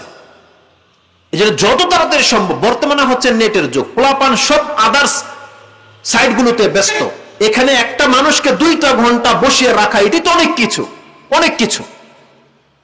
নিজের অন্তরটাকে কুরবান করে এখানে বসতে হয়, কারণ অন্তর যখন খেলতামশার দিকে ঝুঁকে যায়, আর একদিন শুধু এই 2 ঘন্টার জন্য নিজের অন্তরকে এখানে বেঁধে রাখা, এটা অনেক কঠিন একটা ব্যাপার, অনেক কঠিন ব্যাপার। আল্লাহ এমনি বলে নাই যে যার অন্তরটা মসজিদের সাথে মোয়াল্লা করে দিতে পারবে তার জন্য আর বিশেষ ছায়ার মধ্যে আল্লাহ দান করবেন। এটা সহজ একটা বিষয় না। মসজিদের সাথে অন্তর লাগানো, এই দুনিয়া থেকে পরহেজ করে মসজিদের দিকে ঝুঁকে যাওয়া, এটা অবশ্যই একটা কঠিন কাজ, যার ফলে আল্লাহ মর্যাদাটা এইভাবে রেখেছে। কিন্তু তাদেরকে সে সুযোগ করে দিতে হবে। আপনি এখানে সিনেমা হল লাগিয়ে দিবেন আর বলবেন আসো আমাদের উপদেশ শোনো, এটা হয় কখনো? কখনো হবে না। এই জন্য যদি আপনি আপনার জাতির কল্যাণ চান, তাহলে শয়তানি যতগুলো রাস্তা আছে এটাকে বন্ধ করতে হবে। তখন উপদেশ দেন, সে উপদেশ গ্রহণ করবে। কিন্তু দুইটাকে যদি আপনি উন্মুক্ত রাখেন, তাহলে এটা পৃথিবীর ইতিহাসের রেকর্ড যে অবশ্যই গানের মঞ্চ হচ্ছে আর বক্তব্য হবে। কোনোদিন বক্তব্যের ফিল্ডে মানুষ বেশি হবে না, কোনোদিন হবে না। কারণ মানুষের অন্তর বলে কথা, আর শয়তান সবসময় ওইদিকে মানুষকে ঝুঁকিয়ে রাখবে। এই জন্য তাতেই কল্যাণ আছে। অল্প হোক মানুষ, কিন্তু তাদেরকে কথা শোনার মতো পরিবেশ করে দিতে হবে। এইসব মেলা ঠেলা চলবে না মাহফিলের মধ্যে। আর যদি এমন হতো যে আপনার পুরো খরচটা এই বেয়ার করবে এই দোকানদাররা, যে তারা প্রত্যেকে 10,000 টাকা করে ভাড়া দিয়ে আপনার দোকান নিয়েছে যাতে আপনার মাহফিলের পুরো টাকা উঠে যায়, তো নিয়ে আসেন সেই টাকা, তাইলে এটা কল্যাণ করছিল মাহফিল আল্লাহদের। তাহলে তারা আপনারা টাকা দিয়ে খরচ করে প্যান্ডেল করবেন, ওয়াক ডাকবেন, বক্তব্য বক্তা নিয়ে আসবেন, আর মাঝখান থেকে লাভ খাবে তারা। এটা কোন জাতির নিয়ম হলো? তা আমাদেরকে উপদেশ মেনে চলতে হবে। আমি আমার বিষয়ের দিকে ফিরে আসি, লম্বা কথা হয়ে গেছে আদার সাইডে। কোন মানুষ যদি চরিত্রবান হতে চায়, আমি আজকে একটা কথা পড়লাম, সুবহানাল্লাহ, আগে আমার একটা জানা ছিল। আবু দাউদ রাহিমাহুল্লাহ তিনি তার কিতাবের ভূমিকাতে একটা কথা এনেছেন। আবু দাউদ সিজিস্তানী তিনি বলছেন, কাতাবতু আন রাসূলিল্লাহি সাল্লাল্লাহু আলাইহি ওয়াসাল্লাম 500,000 হাদিসিন। আমি রাসূলুল্লাহ সাল্লাল্লাহু আলাইহি ওয়াসাল্লাম থেকে বর্ণিত হয়েছে এরকম 5 লাখ হাদিস সংগ্রহ করেছি। তার মধ্যে থেকে সাবিতু আনহা, তার থেকে উপস্থিত বা আমার কাছে সাবেত মনে হয়েছে 4,000 হাদিস, 4,000 হাদিস আমি সাবেত পেয়েছি, যেটা সূত্রের ভিত্তিতে রাসূল সাল্লাল্লাহু আলাইহি ওয়াসাল্লাম পর্যন্ত পৌঁছে, যিনি তার কিতাবে সেই হাদিসগুলো এনেছেন। তাতে তিনি বলেন এই 4,000 হাদিস এমন হাদিস, তার মধ্যে এমন 4টা হাদিস আছে, ওহিয়া তারজিউ ইলা 4 আহাদিসিন। ওই 4,000 হাদিসকে মাত্র 4টা ব্যাগের মধ্যে ভরে দেওয়া যাবে। তিনি বলতেছেন রাসূলুল্লাহ সাল্লাল্লাহু আলাইহি ওয়াসাল্লামের যতগুলো হাদিস আছে, সমস্ত হাদিস আপনি মুখস্থ না জানলেও, সমস্ত হাদিসের উপর আপনি আমল না করলেও, যদি মাত্র 4টা হাদিসের উপর আমল করেন, আপনার জীবন উত্তম হয়ে যাওয়ার জন্য যথেষ্ট। তিনি বলতেছেন কি, ওয়ায়াকফি লিল ইনসানি লিদীনিহি মিন যালিকা 4 আহাদিস। আমার কাছে যে 4টা হাদিস প্রাধান্য পেয়েছে, তিনি বলতেছেন একটা মুসলিম, একজন ব্যক্তি যদি প্রকৃত দিনদার হতে চায়, তার জন্য এই 4টা হাদিস যথেষ্ট। তিনি এইভাবে বলেছেন। সে কি সেই 4টা হাদিস? যে 4টা হাদিসের উপর আমল করলে বা নিজের জীবনের বাস্তবায়ন করলে আপনি প্রকৃত মুসলিম হতে পারবেন। তার প্রথম হচ্ছে ইন্নামাল আমালু বিন্নিয়াত। তিনি বলছেন ওমর ইবনে খাত্তাব রাদিয়াল্লাহু তাআলা আনহুর হাদিসটি, যে রাসূল সাল্লাল্লাহু আলাইহি ওয়াসাল্লাম বলেছেন ইন্নামা লিকুল্লি ইমরিইন মা নাওয়া, একজন ব্যক্তি তাই পাবে যা সে নিয়ত করে। এই হাদিসটি লাগবে, কারণ নিয়ত যদি ঠিক না হয়, তাহলে আমাদের মধ্যে লোক দেখানো কাজ হয়ে যাবে, আমাদের মধ্যে লোভ, হিংসা, বিদ্বেষ জেগে যাবে। কিন্তু নিয়তের ভিত্তিতে যদি আমরা কাজ করি, আর নিয়ত যদি হয় আল্লাহর সন্তুষ্টি, জান্নাত লাভ, তাহলে আমাদের কাজ করতে কোনো কষ্ট হবে না। তারপর দ্বিতীয় হাদিস কি তিনি বলেছেন, উত্তম চরিত্রবান হতে গেলে নোমান বিন বাশির রাদিয়াল্লাহু তাআলার হাদিস, আল হালালু বাইয়িনুন ওয়াল হারামু বাইয়িনুন, এই হাদিসটা লাগবে, যেটা ইমাম বুখারী তার 52 নম্বরে এনেছেন, ইমাম মুসলিমে হাদিস এনেছেন, তার মাসাকাত পানি সেচের অধ্যায়ের মধ্যে এনেছেন এই নোমান বিন বাশিরের হাদিসটি। 3 নম্বর হাদিস তিনি বলেছেন মিন হুসনিল ইসলামিল মারই তারকুহু মা লা ইয়ানি, একজন ব্যক্তির উত্তম চরিত্রবান হওয়ার লক্ষণ হলো, উত্তম মুসলিম হওয়ার লক্ষণ হলো, যেই জিনিসের সাথে তার কোনো সম্পর্ক নাই সে ওটা জড়ায় না, ওখান থেকে সরে আসে সে। এটা অনেক গুরুত্বপূর্ণ একটা কথা। এই সম্পর্কে দুই একটা কথা বলবো, আর একটা 4 নম্বর হাদিসটা বলে নিই। চতুর্থ হাদিস হচ্ছে তিনি বলেছেন আয-যুহুদু ফিদ দুনিয়া, মানে ইজহাদ ফিদ দুনিয়া ইউহিব্বুকাল্লাহ ওয়াজহাদ ফিমা ফি আইদিন নাস ইউহিব্বুকান নাস। এটা একটা হাদিস।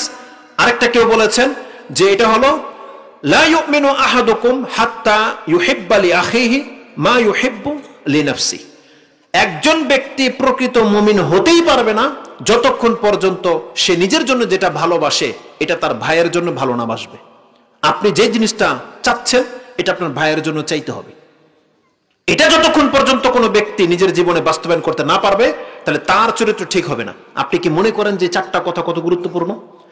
আরেকজন আলেম বলেছেন এই 4টা হাদিসও নয়, বরং এই 4টা হাদিসের 4টা বাক্য আপনার জীবনকে পরিবর্তন করে দিতে সক্ষম।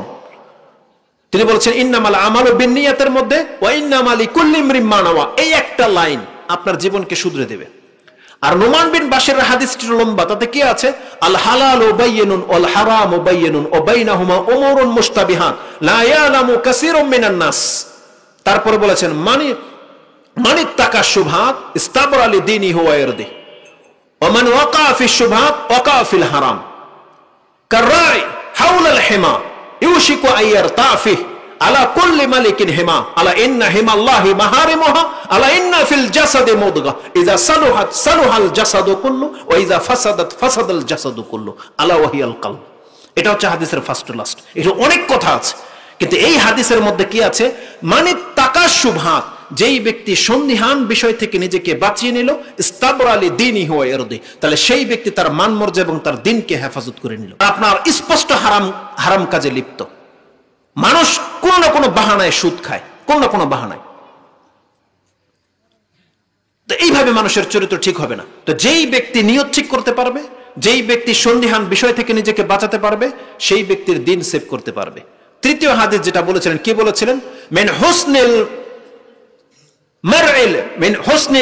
হুসনিল ইসলামিল মারই, একজন ব্যক্তির উত্তম চরিত্রের মুসলিম হওয়ার জন্য একটা অত্যন্ত গুরুত্বপূর্ণ হাদিস রাসূল বলেছেন, তারকুহু মা লা ইয়ানি, যেই কাজের সাথে তার কোনো সম্পর্ক নাই, কোনো ফায়দা নাই, কোনো মুসলিম সেই কাজে জড়াতে পারে না। কত বড় কথা বলেছেন! যেই কাজে কোনো সম্পর্ক নেই আপনার। আমাদের যে সময়টা আল্লাহ সুবহানাহু ওয়া তাআলা বেঁধে দিয়েছেন, জানেন প্রত্যেকটা মুহূর্ত অত্যন্ত দামি। আমাদেরকে বলা হয়েছে তুমি যদি মুসলিম হয়ে থাকো, প্রকৃত মুসলিম, তাহলে এমন কাজে তুমি সময় ব্যয় করতে পারো না যেই কাজে তোমার কোনো ফায়দা নাই। বলেন তো দেখি, পাশের পুকুরে মাছ ধরা হচ্ছে, সেখানে মানুষ মাছ ধরতেছে টিকেটে, আপনি দাঁড়িয়ে আছেন পারে, 6 ঘন্টা হয়ে গেল, কে কয়টা মাছ পেল আপনি দাঁড়িয়ে দাঁড়িয়ে দেখতেছেন। আজ পর্যন্ত এমন কোন ঘটনা ঘটেছে যে আপনার পাশের লোক সে অনেকগুলো মাছ পাইছে, আপনি কষ্ট করে দাঁড়িয়ে থেকে থেকে দেখেছেন বিদায় তার দয়া হয়ে গেছে, যাওয়ার সময় বড় রুইটা আপনাকে দিয়ে গেছে? হয় নাই? আচ্ছা, রুইয়ের বাচ্চাটা মনে দিয়ে গেছে, ওটাও হয় নাই। সুবহানাল্লাহ। আমরা বুঝি এগুলো, আমরা মুসলিমরা বুঝি যে এখান থেকে আমার চালানোর কোনো ফায়দা নাই, বুঝি না? কিন্তু আপনি ঠায় দাঁড়িয়ে আছেন, 6 ঘন্টা হয়ে গেছে, আপনার কোনো খবর নেই। এখন পর্যন্ত 2022 সাল চলতেছে, নেটের যুগ, এখন পর্যন্ত বাজারের মধ্যে ডুগডুগিওয়ালা ওই সাপের খেলা দেখায়, আপনি গোল হয়ে দাঁড়িয়ে থাকেন ঘন্টার পর ঘন্টা। আপনি কি মনে করেন কিসের ফায়দা আপনার এখানে? আর এটা তো একটা দুনিয়াবি আচরণ দিলাম। এবার বলেন তো দেখি, এই যারা খেলতামশাকে কেন্দ্র করে রাতের 2টা বাজে 2:30 বাজে জেগে ফুটবল খেলা দেখতেছে, আপনার আজকে কি লাভ হয়েছে? কি লাভ হয়েছে? কিন্তু রাসূলুল্লাহ সাল্লাল্লাহু আলাইহি ওয়াসাল্লামের শিক্ষা কি জিনিস? তারকুহু মা লা ইয়ানি, একজন মুসলিম হতে হবে এমন যে যেই জিনিসে যেই কাজে তার কোনো ফায়দা নাই সেই কাজে সে জড়াতে পারে না। যদি সে তার চরিত্রকে ঠিক করতে চায়, যদি সে প্রকৃত অর্থে একটা মুসলিম হতে চায়, তাহলে সে কোনোদিন আলফাল কাজে নিজেকে জড়াতে পারে না, যে কাজে তার কোনো লাভ নাই। আর আজকে আমাদের স্কুল কলেজের মেয়েরা, স্কুল কলেজের ছেলেরা অধিকাংশ সময় কাটে তার মোবাইলের সাথে, আর ভালো কাজে নয়। কি কাজে? গেমস খেলে তারা, গেমস। এই গেমস খেলে আপনার চরিত্র যেমন নষ্ট হচ্ছে, আপনার জেনারেশনও ধ্বংস হয়ে যাচ্ছে। কি ফায়দা আপনার এই গেমস খেলে? কি এমন শিখলেন আপনি এখান থেকে যেটা আপনার জীবনে আপনি কিছু হতে পারবেন? কি শিখলেন? মুসলিমদেরকে আল্লাহ সুবহানাহু ওয়া তাআলা এরকম খড়কুটার মতো তো সৃষ্টি করে নাই, কারণ মুসলিমের প্রত্যেকটা সময়ের একটা মূল্য আছে, একটা কদর আছে। আল্লাহ বলছেন এটাকে কদর করো। তুমি জান্নাতের জন্য সৃষ্টি হয়েছে বান্দা, জান্নাত তোমার জন্য অপেক্ষা করতেছে। কিন্তু আপনি কি মনে করেন গেমস খেলে জান্নাত চলে যাবেন? এটা তো মুসলিমদের তরিকা হতে পারে না। আল্লাহ সুবহানাহু ওয়া তাআলা কি বলেছেন কোরআনে জানেন? দয়াময়ের বান্দা যারা, ইবাদুর রহমান, ইবাদুর রহমান ইয়ামশুনা ফিল আরদি হাওনা ওয়া ইযা খাতাবাহুমুল জাহিলুনা ক্বালু সালামা। এখান থেকে আয়াতগুলো শুরু হয়েছে যে দয়াময়ের বান্দা কেমন হবে তাদের গুণ বর্ণনা করতে গিয়ে আল্লাহ সুবহানাহু ওয়া তাআলা এক জায়গায় বলেন, লা ইয়াশহাদুনা যুর ওয়া ইযা মাররু বিল লাগwi মাররু কিরামা। দয়াময়ের বান্দা যারা হবে তারা কোনোদিন মিথ্যা সাক্ষী দিতে পারে না, মিথ্যা সাক্ষীর সাথে তার কোনো সম্পর্ক হতে পারে না। এবং ওয়া ইযা মাররু বিল লাগwi, যখনই চলতি পথে কোথাও গিয়ে যদি কোনো লাগো কাজ দেখতে পায় যেখানে অনর্থক নিরর্থক কাজ হচ্ছে, মাররু কিরামা, সে তার সম্মানকে বাঁচিয়ে সেখান থেকে প্রস্থান করে। কিন্তু আমি আর আপনি সে লাগো কাজের আবিষ্কারক, সে লাগো কাজের প্রচার প্রসারক, আপনার বাড়ির বিল্ডিং বানিয়ে দিয়েছেন আপনার দলের ওই পতাকার কালার দিয়ে। আপনার বিল্ডিং এর মধ্যে 20টা পতাকার কম হবে না, আপনি লাগিয়ে বসে আছেন, প্রত্যেক ভাড়াটি একটা করে পতাকা। আপনার বিল্ডিংটাকে যেন একবারে মানে একটা কি বানিয়ে ফেলেছেন জানি না। তাই হবে, ব্যতিক্রম তো কিছু হবে না। রাসূলুল্লাহ সাল্লাল্লাহু আলাইহি ওয়াসাল্লাম বলেছেন কোন মুসলমানদের চরিত্র তেমন হওয়ার কথা ছিল না। আর যদি আপনি সৌদি আরবেরও সাপোর্ট করেন এই ক্ষেত্রে, খেলার ক্ষেত্রে, তারপর আপনি পাপী, তারপর আপনি অপরাধী। কারণ খেলাধুলা দিয়ে ঈমান পরীক্ষা করা যায় না। এটা জিহাদের ময়দান নয় যে সৌদি আরব আর্জেন্টিনার বিরুদ্ধে জিহাদ করে জিতে গেছে। আপনার ঈমান যদি পরীক্ষা করতে চান তাহলে ফজরের সময় যে আজানটা হবে না, হাইয়া আলাস সালাহ, আপনি এটার জবাব দিয়ে দেখান। এটা হচ্ছে ঈমানের পরীক্ষা। কিন্তু কোন দল কতটা গোল দিয়েছে, কে জিতেছে, এটা খবর নিয়ে আপনার 1 টাকারও লাভ হবে না, 1 টাকারও লাভ হবে না। বরং আপনার আত্মাটা নষ্ট হয়ে যাচ্ছে, খেলতামশার দিকে আপনি ঝুঁকে যাচ্ছেন। এটা কোনোদিন আমাদের শরীয়ত এলাও করে না, কোনোদিন না। রাসূলুল্লাহ সাল্লাল্লাহু আলাইহি সাল্লাম চাইনি যে আমরা এরকমের বেদিনের মতো জীবনযাপন করি, এটা রাসূলুল্লাহ চাইনি। রাসূলুল্লাহ সবসময় আমাদেরকে শিক্ষা দিয়েছেন আমরা যেন পরকালমুখী হই। রাসূলুল্লাহ কি বলছেন? ওয়াল্লাহি মা মাসালুদ দুনিয়া ফিল আখিরাহ ইল্লা মিসলুহু মা ইয়াজআলু আহাদুকুম ইসবাআহু ফিল ইয়াম্মি ফালিয়ানজুর বিমা তারজিয়া। রাসূলুল্লাহ বলেছেন এই দুনিয়ার উদাহরণ হচ্ছে পরকালের তুলনায় এমন যে কোনো ব্যক্তি যদি জানতে চায় যে আল্লাহ তার জন্য পরকালে কেমন জীবন রেখেছেন, সেজন্য সমুদ্রের কিনারায় চলে যায়। রাসূলুল্লাহ নিজের বাড়ির পুকুরের কথাও বলেন নাই, নদীর কথাও বলেন নাই, বলছে ফালিয়া ইয়াম্মে, মানে সে সমুদ্রে চলে যাক এবং তার একটা আঙ্গুল সমুদ্রের মধ্যে ডুবিয়ে দিক, এবং সমুদ্রের মধ্যে আঙ্গুলটা ডুবিয়ে দিয়ে বের করে নিয়ে আসুক এবং দেখুক কতটা পানি তার আঙ্গুলের সাথে উঠে আসছে। ওই যতটা পানি তার আঙ্গুলের সাথে উঠে আসবে, কতটা? 1 ফোঁটা। রাসূলুল্লাহ বলছেন এই 1 ফোঁটা হচ্ছে দুনিয়া। যদি কাউকে পুরো দুনিয়ার মালিক করে দেয় তাহলে সমুদ্রের তুলনায় সেজন্য 1 ফোঁটা পানির মালিক হয়েছে। আর আল্লাহ সুবহানাহু ওয়া তাআলা আজ পর্যন্ত পুরো পৃথিবীর মালিক কাউকে বানান নাই, ওই 1 ফোঁটার মালিকও বানান নাই। আর আল্লাহ সুবহানাহু ওয়া তাআলা আমাদের সাথে ওয়াদা করেছে, বান্দা 1 ফোঁটা নাই, পুরো সমুদ্রের পানি যতটুকু আমি ততটার মালিক করে দেব। এটা হচ্ছে জান্নাত, এটা হচ্ছে পরকাল। কিন্তু আমরা সেই পরকালটাকে হারিয়ে ফেলতেছি। আলী রাদিয়াল্লাহু তাআলা বলতেছেন ইরতাহালাতিদ দুনিয়া মুদবিরান ওয়া ইরতাহালাতিল আখিরা মুকবিলান ওয়া লিকুল্লি ওয়াহিদিন মিনহুমা বানুন ফাকুনু আবনাইল আখিরা ওয়া লা তাকুনু আবনাইদ দুনিয়া। দুনিয়া এবং পরকালের সন্তান রয়েছে। দুনিয়া তোমাকে সামনে রেখে পেছন দিকে সরে যাচ্ছে, আর কবর তোমার সামনের দিক থেকে ধেয়ে আসতেছে। বান্দা তুমি দুনিয়ার সন্তান হয়েও না, তুমি পরকালের সন্তান হও। কিন্তু আমরা বেঁচে আছি দুনিয়া নিয়ে। দুনিয়ার জীবনটাই যেন আমাদের কাছে আজকে প্রাধান্য পেয়ে বসে আছে। এটা তো হওয়ার ছিল না। আল্লাহ সুবহানাহু ওয়া তাআলা আমাদেরকে বলেছেন বান্দা তোমরা প্রত্যেকে মরবে, তোমাদেরকে আমার কাছে ফিরে আসতে হবে। এই জন্য সার সংক্ষেপ কথা হলো, আমাদের ওয়াজ মাহফিলগুলোতে আমরা শুধু এতটা মেসেজ আপনাদেরকে দিতে চাই, যেই মেসেজটা রাসূলুল্লাহ সাল্লাল্লাহু আলাইহি ওয়াসাল্লাম নামাজ ফরজ হওয়ার আগে দিয়েছিলেন, এখন কেন যেন মনে হচ্ছে সেটা বাংলার জমিনে হানাফি বলেন, শাফি বলেন, যে কোনো মাযহাবের অনুসারীদের লোক বলেন, দ্বীনি বলেন, বেদিন বলেন, আহলে হাদিস কি জিনিস, সব জায়গায় আমাদেরকে এখন এই মেসেজ দিতে হচ্ছে যে দেখেন আপনি আল্লাহ এবং পরকালে বিশ্বাসী হন, ইসলামটা মেনে নেন, ইসলাম ধর্ম হক, এটা মেনে নেন। আপনি বলবেন হুজুর এটা তো আমরা মেনে নিয়েছি, আগেই জানি, আমরা তো আহলে সুন্নাত ওয়াল জামাত, আমরা তো কোরআন সুন্নাহর অনুসারী। না, আপনারা ইসলাম মেনে নেন নাই। ইসলাম মেনে নিলে আপনাকে ইসলাম পালন করে দেখাতে হবে। ইসলামকে মেনে নিতে বলা হয়েছে, কারণ ইসলাম হচ্ছে নাজাত, ইসলাম হচ্ছে নাজাত। আল্লাহ সুবহানাহু ওয়া তাআলা কি বলেছেন? ওমাই ইয়াবতাগি গায়রাল ইসলামি দীনান ফালা ইউকবালা মিনহু ওয়া হুয়া ফিল আখিরাতি মিনাল খাসিরিন। সূরা আলে ইমরানের 85 নম্বর আয়াত আল্লাহ সুবহানাহু ওয়া তাআলা বলতেছেন ইসলাম ছাড়া যদি কোনো ব্যক্তি নিজের জীবনটাকে অন্য কোনো ভাবে পরিচালিত করে সে কোনোদিন রেহাই পাবে না। আমাদেরকে ইসলাম মেনে চলতে হবে। শুধু ইসলাম ধর্মটা বললেই আপনি নাজাত পেয়ে যাবেন না। আপনি ভাববেন না যে আমরা হুজুর সবাই চালাক, যে আমরা জেনে গেছি কবরে কি প্রশ্ন করা হবে। এটাই না প্রশ্ন করা হবে মান রব্বুক ওমা দীনুক ওমান হাযার রাজুল আল্লাযী বুইসা ফিকুম, বা মান হাযার মা ওমান নবিয়ুকা, এটাই না প্রশ্ন করা হবে। আপনি বলবেন হুজুর এই কথাটা আমরা অনেক আগেই মুখস্থ করে রেখেছি। মরার সময় ফেরেশতারা যখন জিজ্ঞেস করবে আমরা বলে দেব রব্বি আল্লাহ, দীনি আল ইসলাম, হাজা মুহাম্মদুর রাসূলুল্লাহ সাল্লাল্লাহু আলাইহি সাল্লাম। আচ্ছা বলেন তো দেখি, এই যে যারা এই চালাকি করে এই প্রশ্নগুলো মুখস্থ করে রেখেছেন, আপনার চালাকি কাজে আসবে? কেমনে আসবে না? দলিল কি? কবরে তো আমরা থাকবো না, আপনার চালাকি কাজে আসতেও পারে। যেটা আপনি মুখস্থ করে নিয়েছেন। মুখস্থ জিনিস আবার কেউ বলে নাকি? কিন্তু জেনে নেন, আমি একটা বাস্তব উদাহরণ দেখাবো আপনাকে। আপনার এই বিদ্যা যে কবরে কাজে আসবে না, এই মুখস্থ বিদ্যা, তার বাস্তব তো দুইটা জিনিস দেখাবো। একটা হাদিস দিয়ে দলিল দেবো, আর একটা বাস্তবতা দিয়ে দলিল দেব। এই কথা কে না জানে বলেন তো দেখি, যে যার শেষ কথা হবে লা ইলাহা ইল্লাল্লাহ দাখালাল জান্নাহ, যেই ব্যক্তির মুখের সর্বশেষ কথা হবে লা ইলাহা ইল্লাল্লাহ, সেই ব্যক্তি জান্নাতে যাবে। এই কথা কার অজানা? সবাই জানেন তো না? আমার বাপদাদারা জানতো না? সবাই জানতো। আপনার সমাজের মানুষ মরে না? মরে না? আপনাদের আমাদের আত্মীয় স্বজন মরছে? কেউ? অনেকে মরছে, তাই না? 10টা লোক হাত তুলবেন যে আপনি এমন, আপনার বংশের মধ্যে, আপনার গ্রামের মধ্যে এমন 5টা লোক নাম বলুন তো দেখি আপনি, যে মরার সময় লা ইলাহা ইল্লাল্লাহ বলতে পেরেছিল।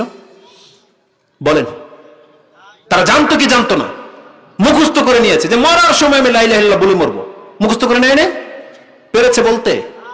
আপনার আমার কাছে কোনো রেকর্ড নাই। আছে?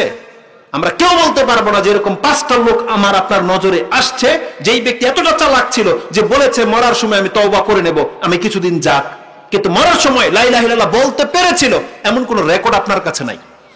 এটাই বাস্তব প্রমাণ যে আপনি জানেন রব্বি আল্লাহ, দ্বীন আল ইসলাম, এটা মুখস্থ তো করে নিয়েছি। তাহলে দুনিয়াতে যেহেতু মুখস্থ জিনিস কাজে আসে না, তাহলে কবরের ভিতরে তো আরেকটা জগৎ, সেখানে আপনি তো ফেরেশতা দেখলেই তো সবকিছু শেষ করে ফেলবেন। সেখানে কিভাবে আপনার মুখ দিয়ে বেরোবে যে রব্বি আল্লাহ, দ্বীন আল ইসলাম? কিভাবে বেরোবে? একটা সহজ রাস্তা আছে বের হওয়ার। আল্লাহ আপনার মুখ থেকে বের করে দিবেন। আল্লাহ বের করে দিবেন। আমি আর আপনি বলতে পারি আর না পারি। আমরা যদি আল্লাহর বান্দা হই, আল্লাহ আমাদের সাথে ওয়াদা করে রেখেছেন, বান্দা তুমি যদি মুসলিম হয়ে মরতে পারো, তাহলে তোমার মুখ থেকে বের করে দেওয়ার দায়িত্ব আল্লাহর। এটা আল্লাহ ওয়াদা করেছে। আপনি সূরা ইব্রাহিমে পাবেন 47-48 নম্বর আয়াতে, সূরা ফুসসিলাত হামিম সাজদা 41 নম্বর সূরার 31, 30, 31 এই আয়াতগুলোতে পাবেন, যেখানে আল্লাহ বলেছেন ইন্নাল্লাযিনা ক্বালু রাব্বুনাল্লাহু সুম্মা ইসতাকামু তাতানাজ্জালু আলাইহিমুল মালায়েকা আল্লা তাখাফু ওয়া লা তাহজানু ওয়া আবশিরু বিল জান্নাতিল্লাতী কুনতুম তুআদুন। ওই জায়গায় বেরোবে, ফেরেশতা নাজিল করে দিয়ে আল্লাহ সুবহানাহু ওয়া তাআলা আপনাকে দুনিয়ায় মরার সময় এবং কবরে এই সাক্ষী দেওয়ার ক্ষেত্রে আল্লাহর পক্ষ থেকে সাহায্য করা হবে। কি করতে পারলে জানেন? আবু দাউদে যে প্রশ্নটা আসছে না, যে মান রাব্বুক ওমা দীনুক ওমান হাযার রাজুল আল্লাযী বুইসা ফিকুম, এই ব্যক্তি জবাব দেবে। জবাব দিতে পারলে তাকে বলা হবে ওমা ইউদরিক, তুমি এই কথাগুলোর জবাব কিভাবে দিতে পারলা? একজন মুমিন বান্দাকে যখন জবাব দিয়ে ফেলবে রাব্বি আল্লাহ, দ্বীন আল ইসলাম, আর এটা মুহাম্মদ রাসূলুল্লাহ সাল্লাল্লাহু আলাইহি সাল্লাম, যখন জবাব দিয়ে ফেলবে তাকে বলা হবে ওমা ইউদরিক, তুমি এটা কি করে পারলা, কি করে জানলা যে এটা সত্য উত্তরটা দিতে? তখন সেই ব্যক্তি যে কথাটা বলবে, এটা হলো আমাদের দলিল, এটা হলো আমাদের পুঁজি।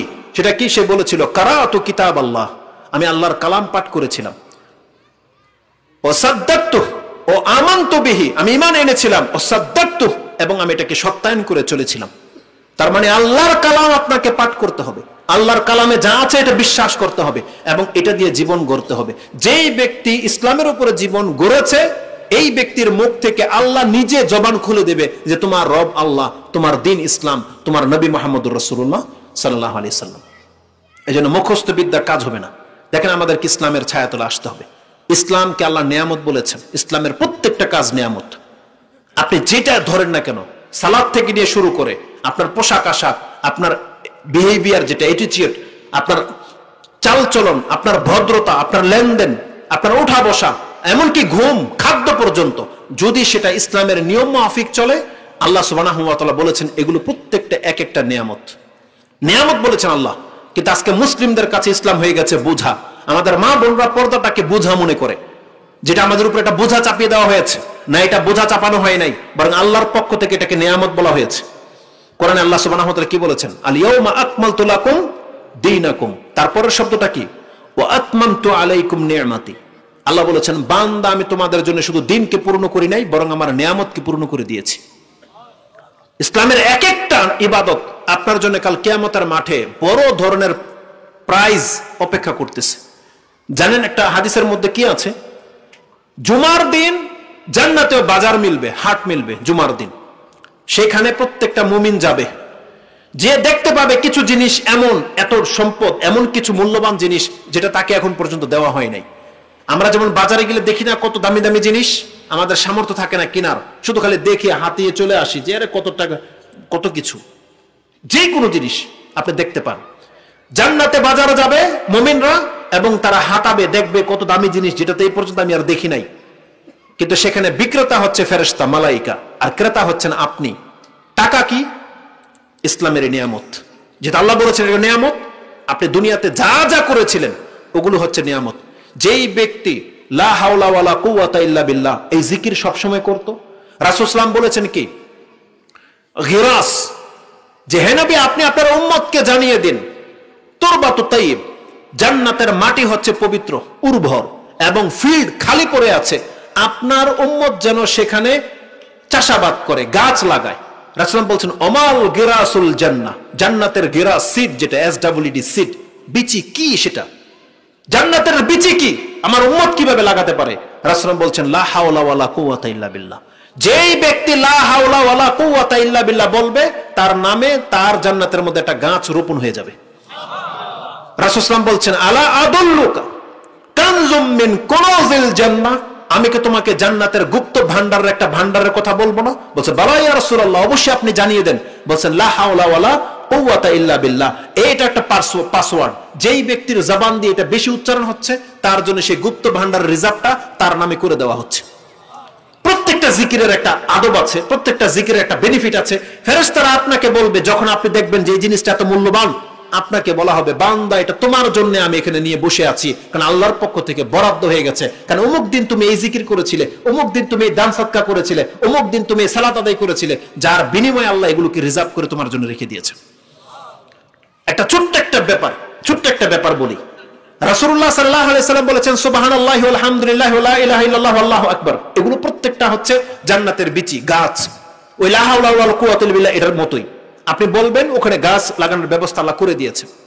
এত কিছু থাকতে সুবহানাল্লাহ আলহামদুলিল্লাহ বললে জান্নাতের গাছ লাগানো হয়, গাছ দিয়ে আপনি কি করবেন? আজকে অধিকাংশ মানুষের তো আসলে হিতাহিত জ্ঞান নাই, ভাবে না তারা জান্নাতে আপনাকে একটা গাছ দেওয়া হবে, এই গাছের কি মূল্য। আমি যখন ভাবলাম আমার কাছে বিস্ময়কর লাগছে যে আল্লাহ গাছের কথা কেন বলছে। দেখি আপনাদের অন্তরে ছোঁয় কিনা সেই কথাটা। রাসূলুল্লাহ সাল্লাল্লাহু আলাইহি সাল্লাম বলছেন ইন্না ফিল জান্নাতি লা শাজারা ইয়াসিরুর রাকিব লা ইয়াক্তাউহা ইয়াসিরুর রাকিব মিয়াতু আম লা ইয়াক্তাউহা জিল্লুহা। রাসূল সাল্লাল্লাহু আলাইহি বলেছেন জান্নাতে এমন একটা গাছ, এমন গাছ আছে এক একটা, যেটা একটা ব্যক্তি তার সাওয়ারের উপরে চলতে থাকবে 100 বছর, কিন্তু সেই গাছের একটা গাছের ছায়া সে ক্রস করতে পারবে না। কত বড় হতে পারে? একজন ব্যক্তির 100 বছর চলতে থাকলে যদি একটা গাছের ছায়া যদি সে ক্রস করতে না পারে, আপনি কি ভেবেছেন যে একটা গাছ কি হতে পারে? আর এক একটা জুমলার সাথে, এক একটা আমলের সাথে আল্লাহ যদি এক একটা করে গাছ লাগিয়ে দেয় আপনার আমার জান্নাতে, রেজাল্টটা কি হবে বলেন? এটাও বড় কথা না। এই গাছ দিয়ে আপনি করবেন কি? কি আছে গাছে? এটাও বড় কথা না। সবচেয়ে বড় কথা কি জানেন? ইমাম তিরমিজি রাহিমাহুল্লাহ বলেন মা ফিল জান্নাতি লা শাজারা, জান্নাতের এমন কোন গাছ নাই ওয়াসাকুহা মিন যাহাব, যেই গাছের কাণ্ডর ভিতরে স্বর্ণ না আছে। কথা বোঝেন নাই মনে হয়। আপনার বাড়ির গাছ কাটলে কি বেরোয়? কাঠ। এটা নিয়ে এত কিছু। গাছ কাটলে পাশের বাড়ির সাথে আপনার ঝগড়া লেগে যান, কি বারোয়? কাঠ। বেশি জোর বেশি সেগুন। আমি তো দামি গাছের নাম জানি না, যারা ব্যবসা করে তারা বলতে পারবে। ধরে নেন একেবারে সেগুন, তারপরে আরো কত কত দামি, ধরে নেন একেবারে চন্দন কাঠ। আপনার বাড়ির যদি মুসলিমদের চরিত্র হয়ে গেছে, আর তার যদি একটা কামরাঙ্গা যদি মিষ্টি হয়, এটা পাশের বাড়িতে গেলে তার কলিজা ছিঁড়ে যায়। এমন হয়ে গেছে আমরা। আল্লাহ সুবহানাহু ওয়া তাআলা বলতেছেন তোমার ইবাদতের বিনিময়ে তোমার জন্য জান্নাতে গাছ লাগানো হবে, আর যেই গাছ ক্রস করতে পারবেন না আপনি 100 বছর চলে। আর রাসূলুল্লাহ সাল্লাল্লাহু আলাইহি ওয়াসাল্লাম বলছেন জান্নাতের এমন কোন গাছ নাই যেই গাছ কাটলে কাঠ বেরোবে না, স্বর্ণ বেরোবে। মিন যাহাব বলা হয়েছে, সাকুহা যাহাবিন, মানে গাছের যে মোটা কাণ্ডটা আছে এটা পুরোটাই স্বর্ণ। একটা গাছের মালিক যদি পৃথিবীর কেউ হতে পারে, রেজাল্টটা কি বলেন তো দেখি? যেই গাছ যদি 100 বছরের পথ ক্রস করে না যায়, আর এটা কাটলে যদি স্বর্ণ বেরোয়, কি দেবে আল্লাহ আপনাকে? আর বলেন কি দিতে চাচ্ছেন, কি নিতে চাচ্ছেন আপনি আল্লাহর কাছে? সুবহানাল্লাহ। কিন্তু আমরা সেই জান্নাতকে কদর করতে পারতেছি না। রাসূলুল্লাহ সাল্লাল্লাহু আলাইহি সাল্লাম থেকে ইমাম তিরমিজি এই হাদিসে কোট করেছেন, রাসূলুল্লাহ বলেছেন মান খাফা আদলাজা ওয়া মান আদলাজা বালাগাল মানজিলা আলা ইন্না সিলাতাল্লাহি গালিয়াতুন আলা ইন্না সিলাতাল্লাহিল জান্নাহ। তোমরা জেনে নাও, যেই ব্যক্তি ভয় পায় সেই কিন্তু তাড়াহুড়া করে, সেই প্রস্তুতি নেয়, আর যেই ব্যক্তি প্রস্তুত থাকে সে তার গন্তব্যে পৌঁছে যায়। এটা কেন বলেছেন? বলেছেন তুমি প্রস্তুতি গ্রহণ করো। ইন্না সিলাতাল্লাহি গালিয়া, বান্দা আল্লাহর সামগ্রী কিন্তু অনেক দামি। তুমি কি জানো আল্লাহর সেই দামি জায়গাটা কি? আলা ইন্না সিলাতাল্লাহিল জান্নাহ, আল্লাহর সেই দামি জায়গাটা হচ্ছে জান্নাত, যেটা আল্লাহ প্রস্তুত করে রেখেছেন। রাসূল সাল্লাল্লাহু আলাইহি ওয়াসাল্লাম বলেছেন এতটা দামি জান্নাত, বলছেন মাউদিউ সাউতিন ফিল জান্নাহ খায়রুম মিনাদ দুনিয়া ওয়া মা ফিহা। কোন ব্যক্তিকে যদি জান্নাতের আধা হাত জায়গার মালিক করে দেওয়া হয়, তাহলে তাকে যেন আল্লাহ দুনিয়া এবং দুনিয়ার যত সম্পত্তি আছে তার থেকে বেশি কিছুর মালিক করে দিলেন। এটা হচ্ছে জান্নাত। কিন্তু সেই জান্নাত আজকে আমাদের কাছে তুচ্ছ মনে হয়, সেই জান্নাত আমাদের কাছে দুনিয়ার বিনিময়ে হেয় হয়ে গেছে। অথচ আল্লাহ সুবহানাহু ওয়া তাআলা বলছেন তুরিদুনাল হায়াতাদ দুনিয়া ওয়াল্লাহু ইউরিদু আখিরাহ। তোমরা দুনিয়া পেতে চাও, অথচ আল্লাহ তোমার জন্য পরকালকে চুজ করে রেখেছেন, রিজার্ভ করে রেখেছেন। কিন্তু আমরা দুনিয়া নিয়ে ব্যস্ত থাকতে চাচ্ছি না। আমাদেরকে আল্লাহ সুবহানাহু ওয়া তাআলা জান্নাতের জন্য সৃষ্টি করেছেন। আল্লাহ সুবহানাহু ওয়া তাআলা আমাদেরকে জান্নাত দেবেন। আমাদের বাড়ি ঘর কিন্তু জান্নাতেই ছিল, জানেন না? বাপ দাদা মরে গেলে আপনি আমি যে বাড়ির মালিক হই, এটাকে কি বলে? ওয়ারিস সূত্রে মালিক।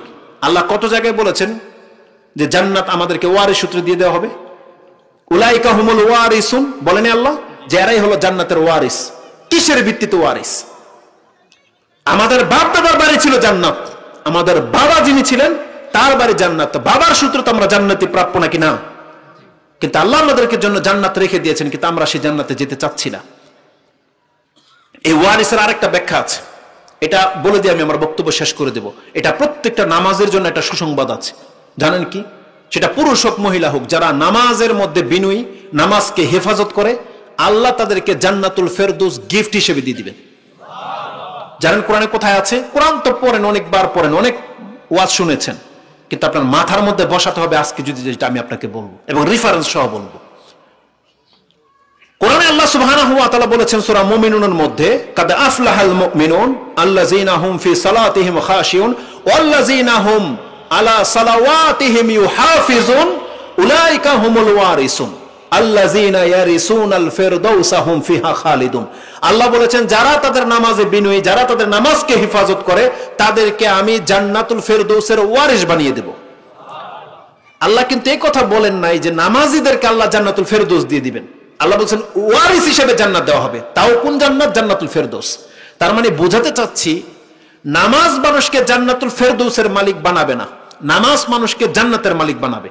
আপনি জান্নাতে ঢোকার পারমিশন পেয়ে যাবেন, কিন্তু জান্নাতুল ফেরদৌস এমন একটা জায়গা, এটা আপনার সাধারণ নামাজ পড়ে ওই জায়গায় পৌঁছতে পারবেন না। ইসলাম পুরোটাকে পালন করে তারপর ওই জায়গায় পৌঁছতে পারবেন, নয়তো নয়। জান্নাতুল ফেরদৌস এমন একটা জায়গা। কিন্তু আল্লাহ বলেছেন নামাজ এমন একটা ইবাদত, যদি কোনো ব্যক্তি নামাজের হেফাজত করে সে তো জান্নাতুল ফেরদৌসের মালিক না, কিন্তু আমি আল্লাহ ওকে জান্নাতুল ফেরদৌসের ওয়ারিস হিসেবে দান করে দেব। এটা নামাজের বিনিময়ে না, আল্লাহ বলছে এটা আমার পক্ষ থেকে ওয়ারিস। আর এটার মজার ঘটনাটা কি জানেন? ইমাম ইবনু মাজাহ, সহজ ভাবে বলে দেয় হাদিস মুখস্থ রাখার জন্য, ইমাম ইবনু মাজাহর সর্বশেষ হাদিস, আপনার কিতাবে যেটাই হোক নাম্বার, আমি যেটা পড়ি সেটা হচ্ছে 4341 নাম্বার হাদিস। এটার পরে আর হাদিস নাই, এটা সর্বশেষ হাদিস। রাসূল সাল্লাল্লাহু আলাইহি ওয়াসাল্লাম বলেছেন মা মিনকুম মিন আহাদিন ইল্লা লাহু মানজিলানে, মানজিলুন ফিল জান্নাহ ওয়া মানজিলুন ফিন নার। এমন কোন ব্যক্তি নাই পৃথিবীতে যার জন্য আল্লাহ দুইটা জায়গা নির্ধারণ না করে রেখেছেন। একটা জায়গা তার জান্নাতে আছে, একটা বাড়ি তার জাহান্নামে আছে। আল্লাহ বলেন পৃথিবীতে এমন কোন মানুষ নাই, সেটা নবী বলেন, রাসূল বলেন, ফেরাউন বলেন, হামান, কারুন, আবু জাহেল, যা বলেন, সবার জন্য জান্নাতে দুইটা জায়গা আছে, জান্নাতে একটা, জাহান্নামে একটা। কারণ তৃতীয়তর জায়গা নাই। আছে একটা জান্নাত, ফারিকুন ফিল জান্নাহ ও ফারিকুন ফিস সাইর। জান্নাতে একটা বাড়ি আছে, জাহান্নামে একটা বাড়ি আছে, এটা প্রত্যেকের জন্য।